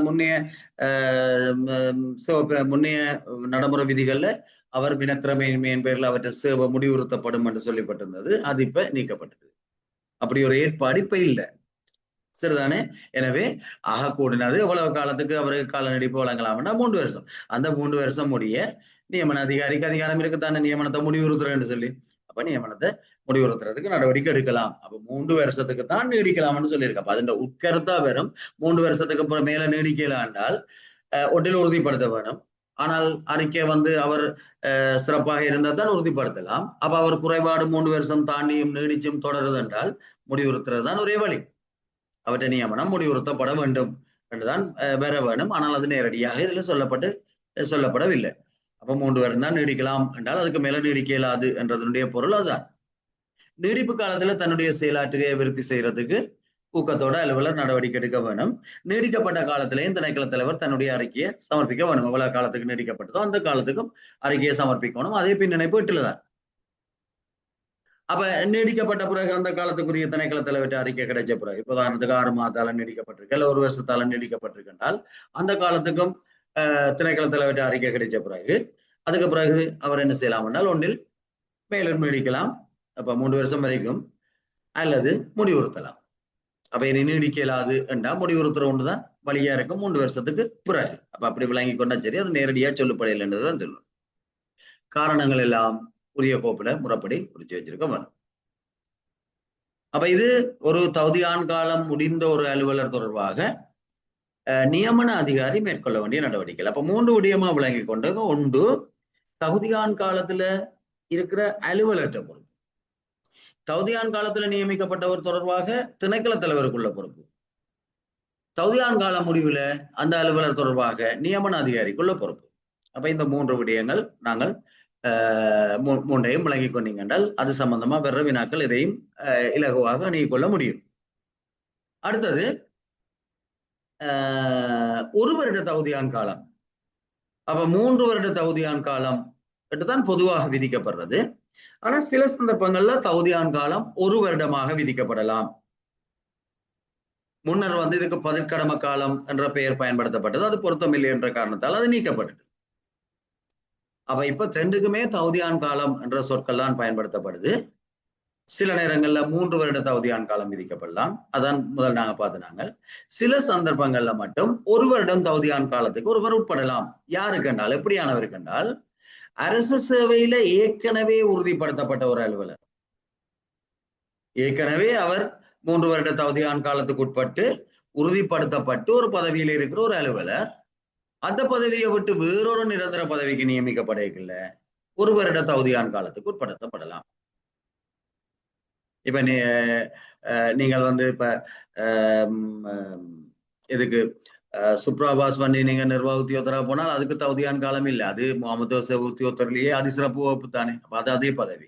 அப்ப அதுக்கு தகுதியான் காலமும் இல்லை, உறுதிப்படுத்தலும் இல்லை, ஒன்றும் இல்லை. அது ஏற்கனவே உறுதிப்படுத்தல் தொடரும். ஆனால் இலங்கை நிர்வாக சபைக்கு சித்தி அடைவீங்களா இருந்தால் அது வேறொரு பதவி. அப்ப அங்க போனால் ஏற்கனவே நீங்க பதவியில உறுதிப்படுத்தப்பட்ட ஆளுடையால் அங்க 1 வருட தகுதியான் காலம் விதிக்கப்படும். சரிதானே, அதான் அந்த வேறுபாடு. அப்ப 1 வருட தகுதியான் காலம் விதிக்கிறது யாருக்கு என்றால் ஏற்கனவே பதவியில உறுதிப்படுத்தப்பட்டு ஒரு வருஷ சேவையில நிரந்தர பதவியில இருந்தவரால் வேறொரு நிரந்தர பதவிக்கு போயிருக்கல 1 வருட தகுதியான் காலம் விதிக்கலாம். ஆனால் அவர் ஆற்றின முன்னே சேவை காலம் மற்றும் அனுபவம் புதிய பதவிக்கான கடமையோட எந்த விதத்திலையும் தொடர்புடையதாக இல்லாட்டி, சரிதான். உதாரணத்துக்கு அபிவிருத்தி உத்தியோகத்தரா இருக்கிற ஒரு ஆள் ஆசிரியரா போறாரு வைங்களேன். அப்ப அவர் ஆசிரியரா போயிருக்கல, அவரை இப்ப இந்த நிபந்தனையின்படி ஒரு வருஷ தகுதியான காலத்துல நியமிக்கலாம். ஆனால் ஆசிரியர் சேவைக்கும் அவர் முன்னுக்கு இருந்த அபிவிருத்தி உத்தியோகத்தர சேவைக்கும் எந்த விதத்திலையும் தொடர்பில்லை. அங்க பெற்றுக்கொண்ட அனுபவத்துக்கும் இந்த பதவியின் கடமைகளுக்கும் எந்த சம்பந்தமும் இல்லை. அப்படியான சந்தர்ப்பம் இருக்குமா இருந்தால் கண்டிப்பாக அவர் அங்க புதிய பதவியிலேயும் 3 வருட தகுதியான காலத்துக்கு தான் உட்படுவார். அதுதான் இதுல சொல்லப்படுற விடயம். அப்ப நாங்கள் பதவி உயர்வு என்ற அடிப்படையிலையோ அல்லது இதோட ஒத்த பதவி என்னுடைய தான் இதுல இருந்து மட்டுப்படுத்தப்பட்ட அடிப்படையில இலங்கை நிர்வாக சேவைக்கு ஆட்சேர்ப்பு செய்யப்படுது. எனவே அது 1 வருட தகுதியான காலத்துக்கு உட்பட்டது. ஏனென்றால் அதோட தொடர்புடைய அதே அலுவலகங்கள்ல தான் நாங்கள் அனுபவத்தை கொண்டிருக்கிறோம். ஆனால் வேறொரு சம்பந்தம் இல்லாத பதவிக்கு மாறி போயிருக்கல, அவர் இங்க உறுதிப்படுத்தப்பட்டவர் தானேன்னு சொல்லி 1 வருஷத்துல நியமிக்கலாது, 3 வருடம் நியமிக்கலாம். அப்ப ஏற்கனவே ஒரு பதவியில உறுதிப்படுத்தப்பட்டவருக்கு கூட மீளவும் புதிய பதவியில 3 வருட தகுதியான காலம் விதிக்கப்படலாம். அப்படி விதிக்கப்படுறதுக்கு 2 சந்தர்ப்பங்கள் இருக்கலாம். ஒன்று முன்னைய பதவி புதிய பதவியோட எந்த விதமான தொடர்பும் இல்லாம இருக்கல, சரிதானே. அல்லது முன்னைய பதவியின் சேவையின் அடிப்படையில தான் அவ்வளவு வருஷம் அந்த பதவியில கடமை ஆட்டினதின் அடிப்படையில தான் அவர் புதிய பதவிக்கு தெரிவு செய்யப்பட்டால் அது தொடர்புடைய பதவியா தானே இருக்கும். அதான் இதுல சொல்லப்பட்டிருக்குது. புதிய பதவிக்கான கடமையுடன் தொடர்புடைய கட்டளை விதியாக முன்னைய சேவை காலமோ அனுபவமோ இல்லாட்டி, இப்ப இலங்கை நிர்வாக சேவையை பொறுத்த வரைக்கும் அது கோல்வண்ணைகள் என்னன்னு சொன்னால் அந்த முன்னைய பதவியின் சேவை அனுபவத்தை தான் கேட்டிருக்குது. இவ்வளவு அனுபவம் இல்லாமல் போடலாம். எனவே அதுக்கு 1 வருடம் தான். ஆனால் அப்ப 3 வருடம் தகுதியான காலம் விதிக்கப்படுற சந்தர்ப்பம் அது தொடர்பில்லாத பதவியா, அதாவது இந்த பதவிக்கு முன்னைய சேவை அனுபவம் கூறப்பட்டு படாத ஒரு பதவியா இருந்தால் 3 வருஷம். அல்லது இன்னொன்று இருக்குது என்றால், இப்ப புதிய பதவிக்குரிய நிபந்தனைகளை பூர்த்தி செய்யறதுக்கு 1 வருடம் போதாது என்று நியமன அதிகாரி கருதினார். அப்படியான கட்டளைகள்லாம் இருந்தாலும் கூட, அந்த அனுபவத்துல இருந்துதான் இந்த பதவிக்கு வந்திருந்தாலும் கூட, புதிய பதவிக்கு இருக்கிற கடமைப்பாடுகளை பூர்த்தி செய்யறதுக்கு அவருக்கு 1 வருடம் போதாது என்று கருதினார். உதாரணத்துக்கு அவர் ஒரு பதவிக்கு போனால் ஒரு 2 வருட டிப்ளோமான்னு செய்யணும், அல்ல 2 வருட ஒரு டிகிரி ஒன்று செய்து முடிக்கணும். அப்புறம் டிகிரி ஏதோ உண்டு. அப்ப அதுக்கு அவருக்கு 2 வருஷம் வேணும் என்றால் 1 வருடம் தகுதியான காலத்துக்கு கொடுத்து கடைசி வரைக்கும் அந்த தேவைப்பாட்டை பூர்த்தி செய்யலாது தானே. அப்ப அப்படியான சந்தர்ப்பத்துல அவருக்கு 3 வருடம் வழங்கப்படும். அப்ப நான் சொன்னேன் என்றால், பொதுவாக முன்னரே ஒரு பதவியில உறுதிப்படுத்தப்பட்ட ஒரு ஆள் புதிய நிரந்தர பதவிக்கு வந்தால் 1 வருடம் தகுதியான காலம் வழங்கப்படும். ஆனால் 2 சந்தர்ப்பங்கள்ல அவர்களுக்கும் 3 வருட தகுதியான காலம் வழங்கப்படும். ஒன்று முன்னைய சேவை இப்பத்திய சேவைக்குரிய தேவைப்பாடாக இல்லாம தொடர்பில்லாத ஒரு சேவையா இருந்தார். 2வது புதிய சேவையினுடைய தேவைப்பாடுகளை பூர்த்தி செய்யறதுக்கு 1 வருட காலம் போதாது என்று நியமன அதிகாரி கருதினார். அப்ப அந்த சந்தர்ப்பத்துல 3 வருடமோ அல்லது 3 வருடத்தை விஞ்சாத வகையில 2 வருடமோ 1 வருடத்தை விட கூடின காலங்கள் நியமன அதிகாரியால விதிக்க முடியும். அப்ப இதை விளங்கி கொண்டோம்னா சரி. மற்றும்படி மற்றதெல்லாம் திருப்பி வாசிக்க தேவையில்லை, திருப்பி அதே விஷயம்தான். அங்க திணைக்கள தலைவர் என்ன செய்தாரோ அதான் இவர்கள் தொடர்பாக செய்யணும். திணைக்கள தலைவர் அறிக்கை கொடுத்த பிறகு நியமன அதிகாரி அங்க என்ன முடிவெடுத்தாரோ அதே மாதிரி தான் இங்கே முடிவெடுக்கணும். ஆனால் ஒரே ஒரு வித்தியாசம் வரும். இப்ப அங்க கால நீடிப்பு வழங்கினால் என்ன நடவடிக்கையோ அதே மாதிரி தான் இங்கேயும் கால நீடிப்பு வழங்கினார். பதவியில உறுதிப்படுத்தினா பிரச்சனை இல்லை. ஆனால் பதவியில உறுதிப்படுத்த மறுத்து இந்த நியமனத்தை முடிவுறுத்துற என்று சொல்லி நியமன அதிகாரி முடிவெடுத்தா மட்டும் ஒரு வேறுபாடு இருக்கும் என்று சொல்லி சொன்னால், அங்க நாங்கள் என்ன செய்வோம், அவர் புதிதாக நியமிக்கப்பட்டவர் அங்க நியமன அதிகாரி முடிவுறுத்தினால் அவற்றை நியமனமே இல்லாம போயிடும், சரிதானே. அப்ப அதே அப்ப நியமனம் முடிவுறுத்தப்பட்டால் அங்க நியமனமே இல்லாம போயிடும், அவர் அரசு சேவையிலே இல்லாம போயிடுவார். ஆனால் இங்கே என்ன செய்வார் என்றால், அவர் நியமனம் முடிவுறுத்தப்பட்டால் முன்னைய பதவிக்கு மீள அனுப்பி வைக்கப்படுவார். முந்தைய பதவியில் அவர் உறுதிப்படுத்தப்பட்டு சரியாத்தான் இருந்தவர், சரிதானே. அப்ப இங்க நியமனம் உறுதிப்படுத்தப்பட்டால் இந்த பதவியில் இருப்பார். இல்ல அவர் உறுதிப்படுத்த இயலாது நியமனத்தை முடிவுறுத்தணும் என்று நியமன அதிகாரி முன்னைய பதவிக்கு திருப்பி அனுப்பி வைக்கப்படுவார். அது ஒன்றுதான் வேறுபாடு. அப்படி திருப்பி போயேகல்ல அங்கேயே தொடர்ந்து இருந்திருந்தால் அவர் என்ன சேவமூப்புல இருப்பாரோ அதே சேவமூப்பை அவர் கொண்டிருப்பார். அதிலேயே தொடர்ந்து இருந்தவர் மாதிரி தான் கருதப்பட்டு எந்த விதமான பாதிப்பும் அவருக்கு இருக்காது. முன்னைய சேவை என்ற நிபந்தனைகள் தான் மீள அவருக்கு அமுல்படுத்தப்படும். அவர் அந்த பதவிக்கே திரும்பி போயிடுவார். அவருடைய சேவை காலம் ஒன்றுமே மாறுபடாது. இந்த பதவிக்கு அவர் வேற இல்லை என்ற மாதிரி தான் கருதப்பட வேண்டியிருக்கும். சரிதானே? அப்ப அந்த வேறுபாட்டை விளங்கி கொண்டீங்கன்னா சரி. மற்றபடி மற்ற நடவடிக்கைகள் எல்லாம் உண்டு. அப்ப அப்படி ஒரு ஆள் புதிதாக ஒரு பதவிக்கு நியமிக்கப்பட்டு தகுதியான காலத்துல தகுதி இல்லை என்று சொல்லி அவரை முன்னைய பதவிக்கு திருப்பி அனுப்புறால் அப்படி திருப்பி அனுப்புறதுக்கான பின்னிணைப்பு தான் பின்னிணைப்பு 9. சரிதானே? அப்ப பின்னிணைப்பு 9ம் அவரை திருப்பி அனுப்புறதுக்கான படிவம். அப்படி அவர் எல்லா தகவலையும் உறுதிப்படுத்திட்டார் என்றால் அவர் பதவியில உறுதிப்படுத்தப்படுவார்.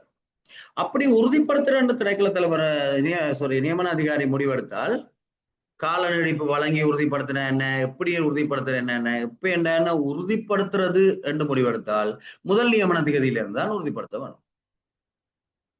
சரிதானே? கால நீடிப்பு வழங்கினது அது அவற்றை தவறின் காலமாக கால நீடிப்பு வழங்கி இருக்கலாம், இல்லாம இருக்கலாம், அதை பற்றி பிரச்சனை இல்லை. ஆனால் முதல் நியமன திகதியிலிருந்து தான் அவரை உறுதிப்படுத்துறதுக்கு நடவடிக்கை எடுக்க வேணும். உறுதிப்படுத்துறன்னு முடிவெடுத்தார். அவர் கட்டுப்பாட்டுக்கு உட்பட்ட காரணத்தால கால நீடிப்பு வழங்கப்பட்டிருந்தார். அப்ப கட்டுப்பாட்டுக்கு உட்பட்ட காரணம்ன்றது அவர் ஏதேனும் தனிப்பட்ட தேவை காரணமாக லீவ் எடுத்தமை காரணமாக அந்த நோப்பே வந்த காலம் நீடிக்கப்பட்டிருந்தார். அவருடைய கட்டுப்பாட்டுக்கு உட்பட்டது. அல்லது பரீட்சைகள் எல்லாம் நடந்துமே அவர் வினத்திரமான தடையில சித்தியடையாட்டி, அல்லது அதுக்குள்ள பூர்த்தி செய்யக்கூடியதா இருந்தும் அவர் அந்த தேவைப்பாடுகளை பூர்த்தி செய்யாட்டி, அப்ப அவரால் தவிர்த்திருக்கக்கூடிய ஒரு காரணத்தால் தான் கால நீடிப்பு வழங்கப்பட்டது என்று கருதப்பட்டால், அவர்கள் நடத்தையில குறைபாடு காரணமா நீடிக்கப்பட்டிருந்தால் அவர் தவிர்த்திருக்கலாம் தானே. எனவே அப்படியான சந்தர்ப்பத்தில் எல்லாம் அவருடைய வேதனையேற்றம் கட்டாயமா பின்போடப்படும். ஆனால் அவருடைய கட்டுப்பாட்டுக்கு அப்பாற்பட்ட காரணத்தால கால நீடிப்பு வழங்கப்பட்டிருந்தால், அப்ப கட்டுப்பாட்டுக்கு அப்பாற்பட்ட காரணம்ன்றது சில நேரங்கள்ல அவர் சம்பளமற்ற லீவ் எடுத்திருக்கலாம், ஆனால் மருத்துவ காரணங்களுக்காக. அப்ப மருத்துவ காரணம்ன்றது ஒரு அலுவலருடைய கட்டுப்பாட்டுக்கு அப்பாற்பட்ட காரணம். எனவே கட்டுப்பாட்டுக்கு அப்பாற்பட்ட காரணத்தால அவருக்கு கால நீடிப்பு வழங்கப்பட்டிருந்தால் உறுதிப்படுத்தப்படும் வரைக்கும் வேதனையேற்றம் நிறுத்தித்தான் வைக்கப்பட்டிருக்கும், வழங்கப்பட மாட்டாது. ஆனால் உறுதிப்படுத்தின பிறகு அவருக்கு உரிய திகதியிலிருந்தே வேதனையேற்றத்தை பிற்போடாமல் சகல வேதனை ஏற்ற நிலுவைகளையும் வழங்கலாம். அப்ப இங்க நாங்க பாக்குறது வேதனையேற்றத்தை பிற்போடுறதா தேவையில்லையான்றதுக்கு என்னத்துக்காக கால நீடிப்பு வழங்கப்பட்டது, அது அவருடைய கட்டுப்பாட்டுக்கு உட்பட்ட காரணமா, கட்டுப்பாட்டுக்கு அப்பாற்பட்ட காரணமா, அவருடைய குறைபாடுகள் நடத்த குறைபாடுகள் காரணமா பிற்போட்டப்பட்டிருந்தால் அது கட்டுப்பாட்டுக்கு உட்பட்டது. எனவே அந்த காலத்துக்குரிய வேதனையேற்றத்தை கேட்கறதுக்கு அவருக்கு எந்த விதமான உரிமைகளும் இல்லை. அதான் இதுல சொல்லப்பட்டிருக்கு. அப்ப எல்லாத்துக்கும் இப்ப தகுதியான் காலம் நீடிக்கப்படுதுன்றதுக்காக எல்லாத்துக்கும் வேதனையேற்றத்தை பிற்போட வேணும் என்ற அவசியம் இல்லை. உறுதிப்படுத்தப்பட்ட பிறகுதான் நாங்கள் தீர்மானிக்க வேணும் வேதனையேற்றத்தை முழுக்களையும் அவர் கொடுக்கலாமா அல்லது பிற்போட வேணுமா. அப்படி பிற்போடுறன்னு தீர்மானிச்சால் எவ்வளவு காலத்தால அவருக்கு தகுதியான் காலம் நீடிக்கப்பட்டதோ அவற்றை தவறு காரணமாக அவ்வளவு காலத்தால வேதனையேற்றம் பிற்போடப்படும். சரிதான், அப்ப அதை விளங்கி கொண்ட சரி. அப்ப உறுதிப்படுத்த எப்ப அவர் தகமை பெற்றாரோ, எவ்வளவு காலம் பிந்தி தகமை பெற்றாரோ, இந்த வேதனை ஏற்றம் பிற்போடப்படுற சந்தர்ப்பங்கள்ல அவ்வளவு காலத்தால் அவற்றை சேவமூப்பும் பாதிக்கும். ஏன்னா எங்களுக்கு தெரியும் வேதனையேற்றம் பிற்போடப்பட்டால் சேவமூப்பையும் பாதிக்கும். அவ்வளவு சேவமூப்பு அவர் இழந்தவராகத்தான் கருதப்படுவார். அப்ப பதவியில உறுதிப்படுத்துறதுக்கான கடிதம் பின்னிணைப்பு 10. சரிதானே? அப்ப ஈஸியா ஞாபகம் வச்சிருக்கலாம். 6 போனால் 7ல இருந்து 7, 8, 9, 10 தகுதியான் காலம். அதுல 7 தகுதியான் கால நியமனத்தை முடிவுறுத்துறது, 8 தகுதியான் காலத்துல திணைக்கள தலைவர் செய்யற அறிக்கை, 9 தகுதியான் காலத்துல இருக்கிற ஒரு அலுவலர் அவரை முன்னிய பதவிக்கு மீள திருப்பி அனுப்புறது, 10 தகுதியான் கால நியமனத்தை உறுதிப்படுத்துறது, பதவியில உறுதிப்படுத்துறது. அப்ப அப்படி ஞாபகம் வச்சிருந்தீங்கன்னா சரி. அப்ப இப்ப பாருங்க, நீங்கள் 10 வரைக்கும் உள்ள பின்னிணைப்புகளை பாடமாக்குறதுக்கு பதிலா 1, 2, 3, 4, 5, 6, 7, 8, 9, 10 ஒன்று அப்படி ஞாபகம் வச்சிருந்தீங்கன்னா ஈஸியா ஞாபகம் வரும். ஏன்னா 1, 2 சிவபிரமாண குறிப்பு ஆட்சேர்ப்பு திட்டம், 3, 4 நியமன கடிதம், அப்ப நிரந்தரம் ஒப்பந்தம், 5, 6 பொறுப்பேற்றல், அப்ப நிபந்தனைக்கு அமைய பதவியை பொறுப்பேற்றல், கடமையை பொறுப்பேற்றல், 7, 8, 9, 10 தகுதியான் காலம் அந்த ஒழுங்குல ஞாபகத்துல வச்சிருங்க. அப்ப அப்படி போனால் இது ஞாபகத்துல வச்சிருக்கிறதுக்கான ஒரு உத்தி. ரைட் தானே. அப்ப தகுதியான காலம் என்றது இவ்வளவு விடயங்களுமா இருக்கும். அடுத்து நாங்க பார்ப்போம் பதில் கடமை நியமனம். அப்ப பதில் கடமை நியமனம்ன்றது ஏற்கனவே நாங்கள் பதில் கடமை நியமனம் சம்பந்தமா நியமனத்தின் வகைகள்ல. அப்ப இதுல பதில் கடமை நியமனம்ன்றது நியமன அதிகாரம் பதில் கடமையான பதவிக்கு நான் உரிய முறைப்படி நியமிக்கப்பட வேணும். ஆக கடமையை கவனித்தல் கவர் ஆஃப் டியூட்டிஸ் மட்டும்தான் திணைக்கள தலைவரால் செய்யப்படலாம். மற்றபடி பதில் கடமையோ அல்லது அட்டெண்டிங் டியூட்டி கடமையை மேற்கொள்ளுதலோ நியமன அதிகாரியால செய்யப்பட வேணும். எந்த நியமன அதிகாரி? அப்ப இங்க 2 நியமன அதிகாரிகள் சம்பந்தப்படணும். ஒன்று, யார் பதில் கடமைக்கு நியமிக்கப்படுறாரோ அவருக்கு ஒரு நியமன அதிகாரி இருக்கலாம். அவர் எந்த பதவிக்கு பதில் கடமைக்கு நியமிக்கப்படுறாரோ அந்த பதவிக்குரிய நியமன அதிகாரி ஒரு ஆள் இருக்கலாம். அப்ப இங்க நியமன அதிகாரி என்று சொல்லப்படுறது எந்த பதவிக்கு அவர் நியமிக்கப்படுறாரு அந்த பதவிக்கு ஒரு ஆளை நியமிக்கிறதுக்கு அந்த நியமன அதிகாரிக்கு தானே அதிகாரம் இருக்குது. அப்ப அவர் தான் இவரை நியமிக்க வேணும் அங்க பதில் கடமைக்கு. அதை விளங்கி கொண்டீங்கன்னா சரி சரிதானே. இவற்ற நியமன அதிகாரி அல்ல, சரிதானே. அப்ப நியமன அதிகாரம் அந்த பதில் கடமை பதவிக்குரிய நியமன அதிகாரிக்கு தான் இருக்குது. அப்ப அவரால் முறையாக நியமிக்கப்பட்டாதான் அதுக்குரிய கொடுப்பனவுகள் எடுக்கலாம். அப்ப பொதுவாக பதில் கடமை நியமனம் வழங்கப்படுற சந்தர்ப்பங்கள் நிரந்தர பணியாளர் உரிய அங்கீகாரத்தோட நீண்ட காலம் வராம இருக்கல அந்த பதவியின் கடமைகளை நிறைவேற்றுறதுக்காக, சரிதானே. அவர் தொடர்ச்சியா லீவ்ல ஓய்வுக்கு முந்தின லீவில் இருக்கலாம், அல்லது கற்க விடுமுறையில இருக்கலாம், வெளிநாட்டு லீவில் இருக்கலாம், பிரசவ லீவில் இருக்கலாம். அப்படியான சந்தர்ப்பத்துல அந்த கடமைகளை நிறைவேற்ற வேண்டதுக்கு ஒரு ஆள் தேவை என்றால் பதில் கடமை நியமனம் செய்யப்படலாம். அல்லது வெற்றிடம் ஒன்று இருந்தால், அவ முதலாவதுல வெற்றிடம் இல்லை, உண்மை வெற்றிடம் இல்லை, ஆனால் அவர் வராம இருக்கிறார். 2வது வெற்றிடம் ஒன்று இருந்தால் அந்த வெற்றிடத்தை நிரப்புறதுக்கு நடவடிக்கை எடுக்க வேண்டும் என்று தானே ஏற்கனவே பார்த்தாங்க. ஆனால் அந்த வெற்றிடம் நிரப்பப்படும் வரைக்கும் அந்த பதவியில கடமைகளை செய்யறதுக்காக நியமிக்கப்படலாம். அப்ப பதில் கடமை நியமனம் வழங்கப்படுற 2 சந்தர்ப்பங்கள், சரிதானே. ஒன்று வெற்றிடம் இருக்கீங்களோ ஒன்று வெற்றிடம் இல்லாம இருக்கீங்களே, சரிதானே. அப்ப ஆள் இருந்தால் அவர் நீண்ட காலம் வராம இருக்கீங்கள, அல்லது ஆளே இல்லாம வெற்றிடம் இருந்தால் அந்த வெற்றிடத்தை நிரப்புறதுக்கு நடவடிக்கை எடுக்கும் வரைக்கும் பதில் கடமை நியமனம் செய்யப்படலாம். அப்ப பதில் கடமை நியமனம் செய்ய வேணும் என்றால் அவ்வாறு நியமனம் செய்யப்படுபவருக்கு இருக்க வேண்டிய தகமை, சரிதானே. அவர் அந்த பதவியோட ஒப்பிடத்தக்க பதவியில இருக்க வேணும், அல்லது அதுக்கு கீழ்பட்ட ஒரு பதவியில இருக்க வேணும். எப்பயும் ஒரு பதவிக்கு பதில் கடமை செய்யலாம், கீழே இருந்து மேல செய்யலாமே தவிர மேலே இருக்கிற ஒரு ஆளை கீழே இருக்கிற ஒரு பதவிக்கு கொண்டு வந்து நியமிக்கலாது. ஏற்கனவே அவர் ஒரு உயர்ந்த பதவியில் இருக்கிறார், அவர் தனக்கு கீழே இருக்கிற ஒரு பதவிக்கு பதில் கடமை செய்யலாது தானே. ஆனால் தந்த பதவியில இருக்கிற ஒரு ஆள் தன்னை விட உயர்ந்த பதவிக்கு பதில் கடமை செய்யலாம், அல்லது தனக்கு சமனான பதவிக்கு பதில் கடமை செய்யலாம். அதை விளங்கி கொண்டீங்கன்னா சரி. அப்ப ஒன்றில் அவர் ஒப்பிடத்தக்க பதவியில இருக்க வேணும், அதாவது சமனான பதவியில இருக்க வேணும், அல்லது அதற்கு கீழே இருக்கிற பதவியில அடுத்த கட்ட பதவியில இருக்க வேணும், உடன் கீழே இருக்கிற பதவியில இருக்க வேணும். இருந்தால்தான் பதில் கடமை நியமனம் செய்யப்படலாம். ஒன்று. அடுத்தது அவர் தன்னுடைய பதவியில உறுதிப்படுத்தப்பட்டிருக்கணும். தன்னுடைய பதவியிலேயே உறுதிப்படுத்தப்படாத ஒரு ஆளை இன்னொரு பதவிக்கு பதில் கடமைக்கு நியமிக்க முடியாது. அப்ப தன்னுடைய பதவியில உறுதிப்படுத்தப்பட்டிருக்க வேணும். 3வது, உரிய பதவிக்குரிய தகமைகளை கொண்டிருக்கணும். எந்த பதவிக்காக பதில் கடமைக்கு நியமிக்கப்படுறாரோ அந்த பதவிக்குரிய தகமைகளை கொண்டிருக்கணும். என்ன தகமைகளை கொண்டால் தானே அந்த பதவியில நியமிக்கலாம். எனவே இந்த 3 விடயங்கள் கருத்துல கொள்ளப்படும். இப்படி பதில் கடமை நியமனம் செய்யறது 2 வகையில செய்யலாம். ஒன்று, அந்த பதில் கடமை பதவியில முழு நேரமாகவே கடமையாற்றுறதுக்காக ஒருவர் நியமிக்கப்படலாம் என்றால் இந்த பதவியிலிருந்து விடுவிச்சு, அவர் இப்ப இருக்கிற பதவியிலிருந்து அந்த கடமையிலிருந்து அவரை விடுவிச்சு பதில் கடமையை ஆற்றுறதுக்காக அங்க விடலாம். அல்லது கண்ட பதவியினுடைய கடமைகளையும் செய்து கொண்டு பதில் கடமை பதவிக்குரிய கடமைகளையும் செய்யலாம். அப்போ ஒன்றில் அந்த பதில் கடமை பதவியின் கடமையை முழு நேரமா செய்யலாம், முழு நேரமா அதை செய்யணும் என்றால் இதை விட தர வேணும், அல்லது தன்னுடைய கடமைகளுக்கு மேலதிகமாக அதை செய்யலாம். அப்ப இந்த வகையில பதில் கடமை நியமனம் வழங்கப்படலாம். அப்ப அதை ஞாபகம் வச்சிருங்க. நியமிக்கப்படுற ஆளுக்கு 7வது அத்தியாயத்துல பதில் கடமை பதவிக்கு என்ன சம்பளம் வழங்கலாம் என்றது சொல்லப்பட்டிருக்கோ அதன்படி கொடுப்பனவு வழங்கப்படுமே தவிர இந்த பதவிக்குரிய வேதன அளவு திட்டத்தையோ அல்லது அதுல கேட்கறதுக்கு அவருக்கு எந்த விதமான அதிகாரமும் இல்லை. அதே மாதிரி கடமைகளை மேற்கொள்ளுதல்ன்றது அட்டெண்டிங் டியூட்டி. அப்ப இது என்ன செய்யப்படுதுன்னு சொல்லி சொன்னால் இது எப்ப செய்யப்படுறது என்றால் 2க்கும் வேறுபாடு இல்லை. அப்ப இதுல என்ன பிரதான வித்தியாசம் என்றால் பதில் கடமை ஆற்றுறதுக்கு அந்த தகமையை பூர்த்தி செய்தவர் தானே நியமிக்கப்படலாம். ஆனால் தகமையை பூர்த்தி செய்தவரால கண்டறிய இல்லாம இருக்குது. ஆனால் அந்த பதவிக்கு ஒரு ஆளை கட்டாயமா நியமிக்க வேண்டியிருக்குது.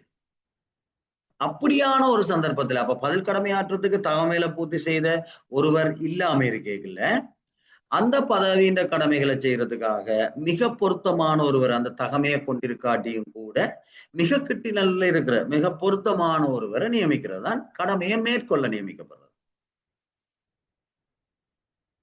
அப்படி கடமையை மேற்கொள்ள நியமிக்கலையும் அவர் அப்ப எந்த பதவிக்கு நியமிக்கப்படுறாரோ அது தற்போது அவர் வகிக்கிற பதவிக்கு மேல உள்ள பதவியா இருக்கணும். பதவி கடமைக்கும் அதான் சொல்லப்பட்டது. வசனம் தான் மாறி சொல்லப்பட்டது ஒழியே அவர் கீழ் நிலையில இருக்கிறவரா இருக்கணும். கீழே உள்ள பதவியிலண்டா பதிற்கடமை பதவி மேல்நிலை. அப்ப உண்டில் கடமையை மேற்கொள்றதுக்கு நியமிக்கிறனாலும் பதிற்கடமை நியமனம் மாதிரித்தான் அவருக்கு சமமட்ட பதவியா இருக்கணும், அவருக்கு அல்லது அவருக்கு மேற்பட்ட ஒரு பதவியா இருக்கணும். அல்லது மாறி அவரை பற்றி சொல்றால் அவர் சமமட்ட பதவியில் இருக்கணும் அல்லது பதிற்கடமை பதவியோட குறைந்த பதவி வகிப்பவராக இருக்கணும். 2 வகையில சொன்னாலும் சரி, 2ஐயும் மாத்திக்கொள்ளாங்க. அப்ப எப்பயும் மேலிருந்து கீழே இருக்கிற ஒரு பதவிக்கு ஒரு ஆளை பதிற்கடமைக்கு நியமிக்கிறது இல்லை. உதாரணத்துக்கு பிரதேச செயலாளர் ஒரு ஆள் வெற்றிடம் என்றால் உதவி பிரதேச செயலாளரா பதிற்கடமை ஆற்றத்துக்கு நியமிக்கலாம். உதவி பிரதேச செயலாளர் வெற்றிடம் என்றால் அது வெற்றிடமா தானே இருக்குது என்று பிரதேச செயலாளர் உதவி பிரதேச செயலாளருக்கு பதிற்கடமை ஆற்றலாம். அதை விளங்கி கொண்டீங்கன்னா சரி, குழப்பம் வராது. இதான் கடமையை மேற்கொள்ளுதல். மற்றபடி 2 பொறுத்த வரைக்குமே பதவிக்குரிய சிறப்புரிமைகள், உத்தியோகபூர்வமான உறுத்துறைய கொடுப்பனவுகள் எல்லாமே பெற்றுக்கொள்ளலாம். இப்ப டெலிபோன் அலவன்ஸ் இருந்தாலும் அந்த பதவிக்கு அது பதில் கடமைக்கு நியமிச்சானா கடமையை மேற்கொள்ளப்படும் அதை எடுத்துக்கொள்ளலாம். அதே மாதிரி அந்த பதவிக்குரிய சகல பணிகளையும் நிறைவேற்றலாம். அதிகாரத்திலேயோ பொறுப்புகள்லையோ சலுகைகள்லையோ எந்தவித வேறுபாடும் இல்லை. ஆனால் கொடுப்பனவுல வேறுபாடு இருக்குது. அது 7வது அத்தியாயத்துல நீங்க பார்த்திருப்பீங்க. சரிதானே? பதிற்கடமை பதவிக்கு எவ்வாறு கொடுப்பனவு கணிக்கிறது, கடமையை மேற்கொள்ள நியமிக்கப்பட்டால் எவ்வாறு கொடுப்பனவு வழங்குறதுன்ற சொல்றார். அப்ப அதை நீங்க பார்த்துக்கொள்ள வேணும். அப்ப இங்க அதுக்குரிய அந்த பதவிக்குரிய சகல சிறப்புரிமைகளும் எவ்வாறு நியமனம் வழங்கப்பட்டாலும் அது எல்லாத்தையுமே அந்த பதவியில அவர் இருக்கிறார். பதவிக்குரிய சிவபிரமாண குறிப்பு ஆட்சேர்ப்பு திட்டத்துல குறிப்பிடப்பட்டுள்ள சேவையை சேர்ந்தவர்கள் மட்டும்தான் நியமிக்கலாம். அப்ப ஆட்சேர்ப்பு திட்டத்துல இது இலங்கை நிர்வாக சேவைக்குரிய பதவி என்றால் இலங்கை நிர்வாக சேவையை சேர்ந்தார்கள் தான் பதிற்கடமை என்ன கடமையை மேற்கொள்றதுக்கு என்ன இப்படி நியமிக்கப்படலாம். பொதுவாக இந்த பதிற்கடமை அல்லது கடமையை மேற்கொள்ளுதல்ன்றதுக்கான உச்ச கால பகுதி 1 வருஷத்துக்கு மட்டுப்படுத்தப்பட வேணும். அதுக்குள்ள பொருத்தமானவரை அந்த இடத்துல நியமிக்கிறதுக்கு நடவடிக்கை எடுக்க வேணும். ஆனால் சில சந்தர்ப்பங்கள்ல 1 வருஷத்துக்கு மேலேயும் இந்த நியமனத்தை நீடிக்கிறதுக்கு நியமன அதிகாரியால முடியும். சரிதானே? இப்ப சந்தர்ப்பத்துக்கு ஏற்ப இந்த பதில் கடமையாகவோ கடமையை மேற்கொள்ற நியமனம் ஒரு பதவியில வழங்கப்பட்டவை காரணமாக அந்த பதவிக்கு அவரை உள்ளிக்கிறதுக்கான ஒரு அடிப்படை தகமையாகவோ அல்லது அதுக்கு ஆட்சேர்ப்பு செய்யல ஒரு புள்ளிகளோ சரிதானே? அப்ப நேர்முக தேர்வு வச்சு அந்த பதவிக்கு ஆள் எடுக்கிறனால அதுக்கான விசேட முன்னுரிமை வேண்டும் அவரு காட்டப்பட மாட்டாது. மற்றபடி அந்த பதவியில இருக்கும் வரைக்கும் அந்த பதவிக்குரிய சிறப்புரிமைகள் சலுகைகள் எல்லாத்தையும் அனுபவிக்க முடியும். சரிதானே? ஒரு தடவையில 1க்கு மேற்பட்ட வெற்றிடங்களுக்கு பதிற்கடமை புரிய முடியுமா? அப்படி முடியாதுன்ற ஒரு இடமும் சொல்லப்படவில்லை. ஆனால் அவரை ஒரு நியமன அதிகாரி ஏற்கனவே ஒரு பதவியில இருக்கிறார், இன்னொரு பதவிக்கு பதிற்கடமை செய்யறார். அப்ப அவர் அதையும் செய்து இதையும் செய்து கொண்டு இருக்கிறார். 1க்கு மேற்பட்ட பதவியில் என்றால் அவர் தந்த பதவி கடமையும் செய்து கொண்டு இன்னொன்றுல பதில் கடமையை ஆற்றணும். அதே நேரத்துல இன்னொரு பதவியும் பெற்றமா இருக்குது, அதுவும் கட்டாயம் நியமிக்கணும் அந்த பதவியின் நியமன அதிகாரி விரும்புறார். அப்ப அவரும் இவர் செய்வார் என்று சொல்லி இவரை நியமிக்கிறார். இப்ப 2ம் முறையாக நியமிக்கப்பட்டிருந்தால் அவர் 2 கடமைகளையும் செய்யறார். அப்ப தன்னுடைய பொறுப்பு கடமையை செய்யறபடியா அவருக்கு சம்பளம் வருது. அதுக்கு மேலதிகமாக கடமை பதவியின் கடமையை செய்யறபடியால் அதுக்கு அவருக்கு ஒரு கொடுப்பனவு வருது. அப்ப அதுக்கும் மேலதிகமா இன்னொரு கடமையை செய்யறாரு என்றால் அதுவும் அவருக்கு ஒரு பொறுப்பு தானே. எனவே அதுக்கும் ஒரு கொடுப்பனவு கொடுக்கலாம். அப்ப முறையாக நியமனம் கடிதம் வழங்கப்பட்டிருந்தால் அதுக்குரிய கொடுப்பனவு கொடுக்கறதுக்கு எந்த விதமான தடையும் இல்லை. அப்படி செய்யக்கூடாதுன்ற இடமும் சொல்லப்படவில்லை. சரிதானே? அது நியமன அதிகாரி செய்தால் அவருக்கு அந்த ஒரு ஆற்றல் இருந்தால் நியமன அதிகாரி நியமனத்தை செய்தால் கொடுப்பனவு கொடுக்கறதுல ஒரு தடையும் இல்லை. அப்படி ஒரு இடமே ஒரு பதவிக்கு மட்டும்தான் செய்யப்பட வேண்டும் என்று கேவல இடத்துல சொல்லப்படவில்லை. சரியா? அது உண்டு. ஒரு கடமைக்கும் சமர்ப்பிக்கவும்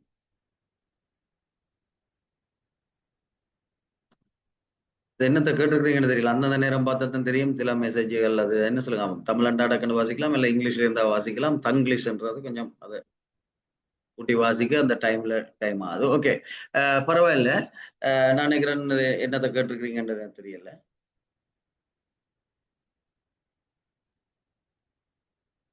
ஒரு மாதத்துக்கு முன்னர் பதவி.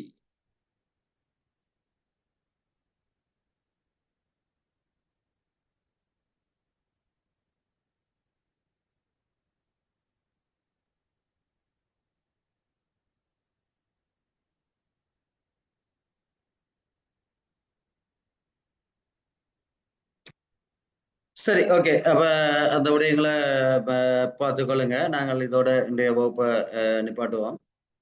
நிப்பாட்டிட்டு நாங்கள் அடுத்த வகுப்புல மீதி விடயங்களை பார்ப்போம். ஓகே. சார் அந்த ஸ்லைட்டுகள் போடல இப்போ நேற்று இது நேற்று ஸ்லைட்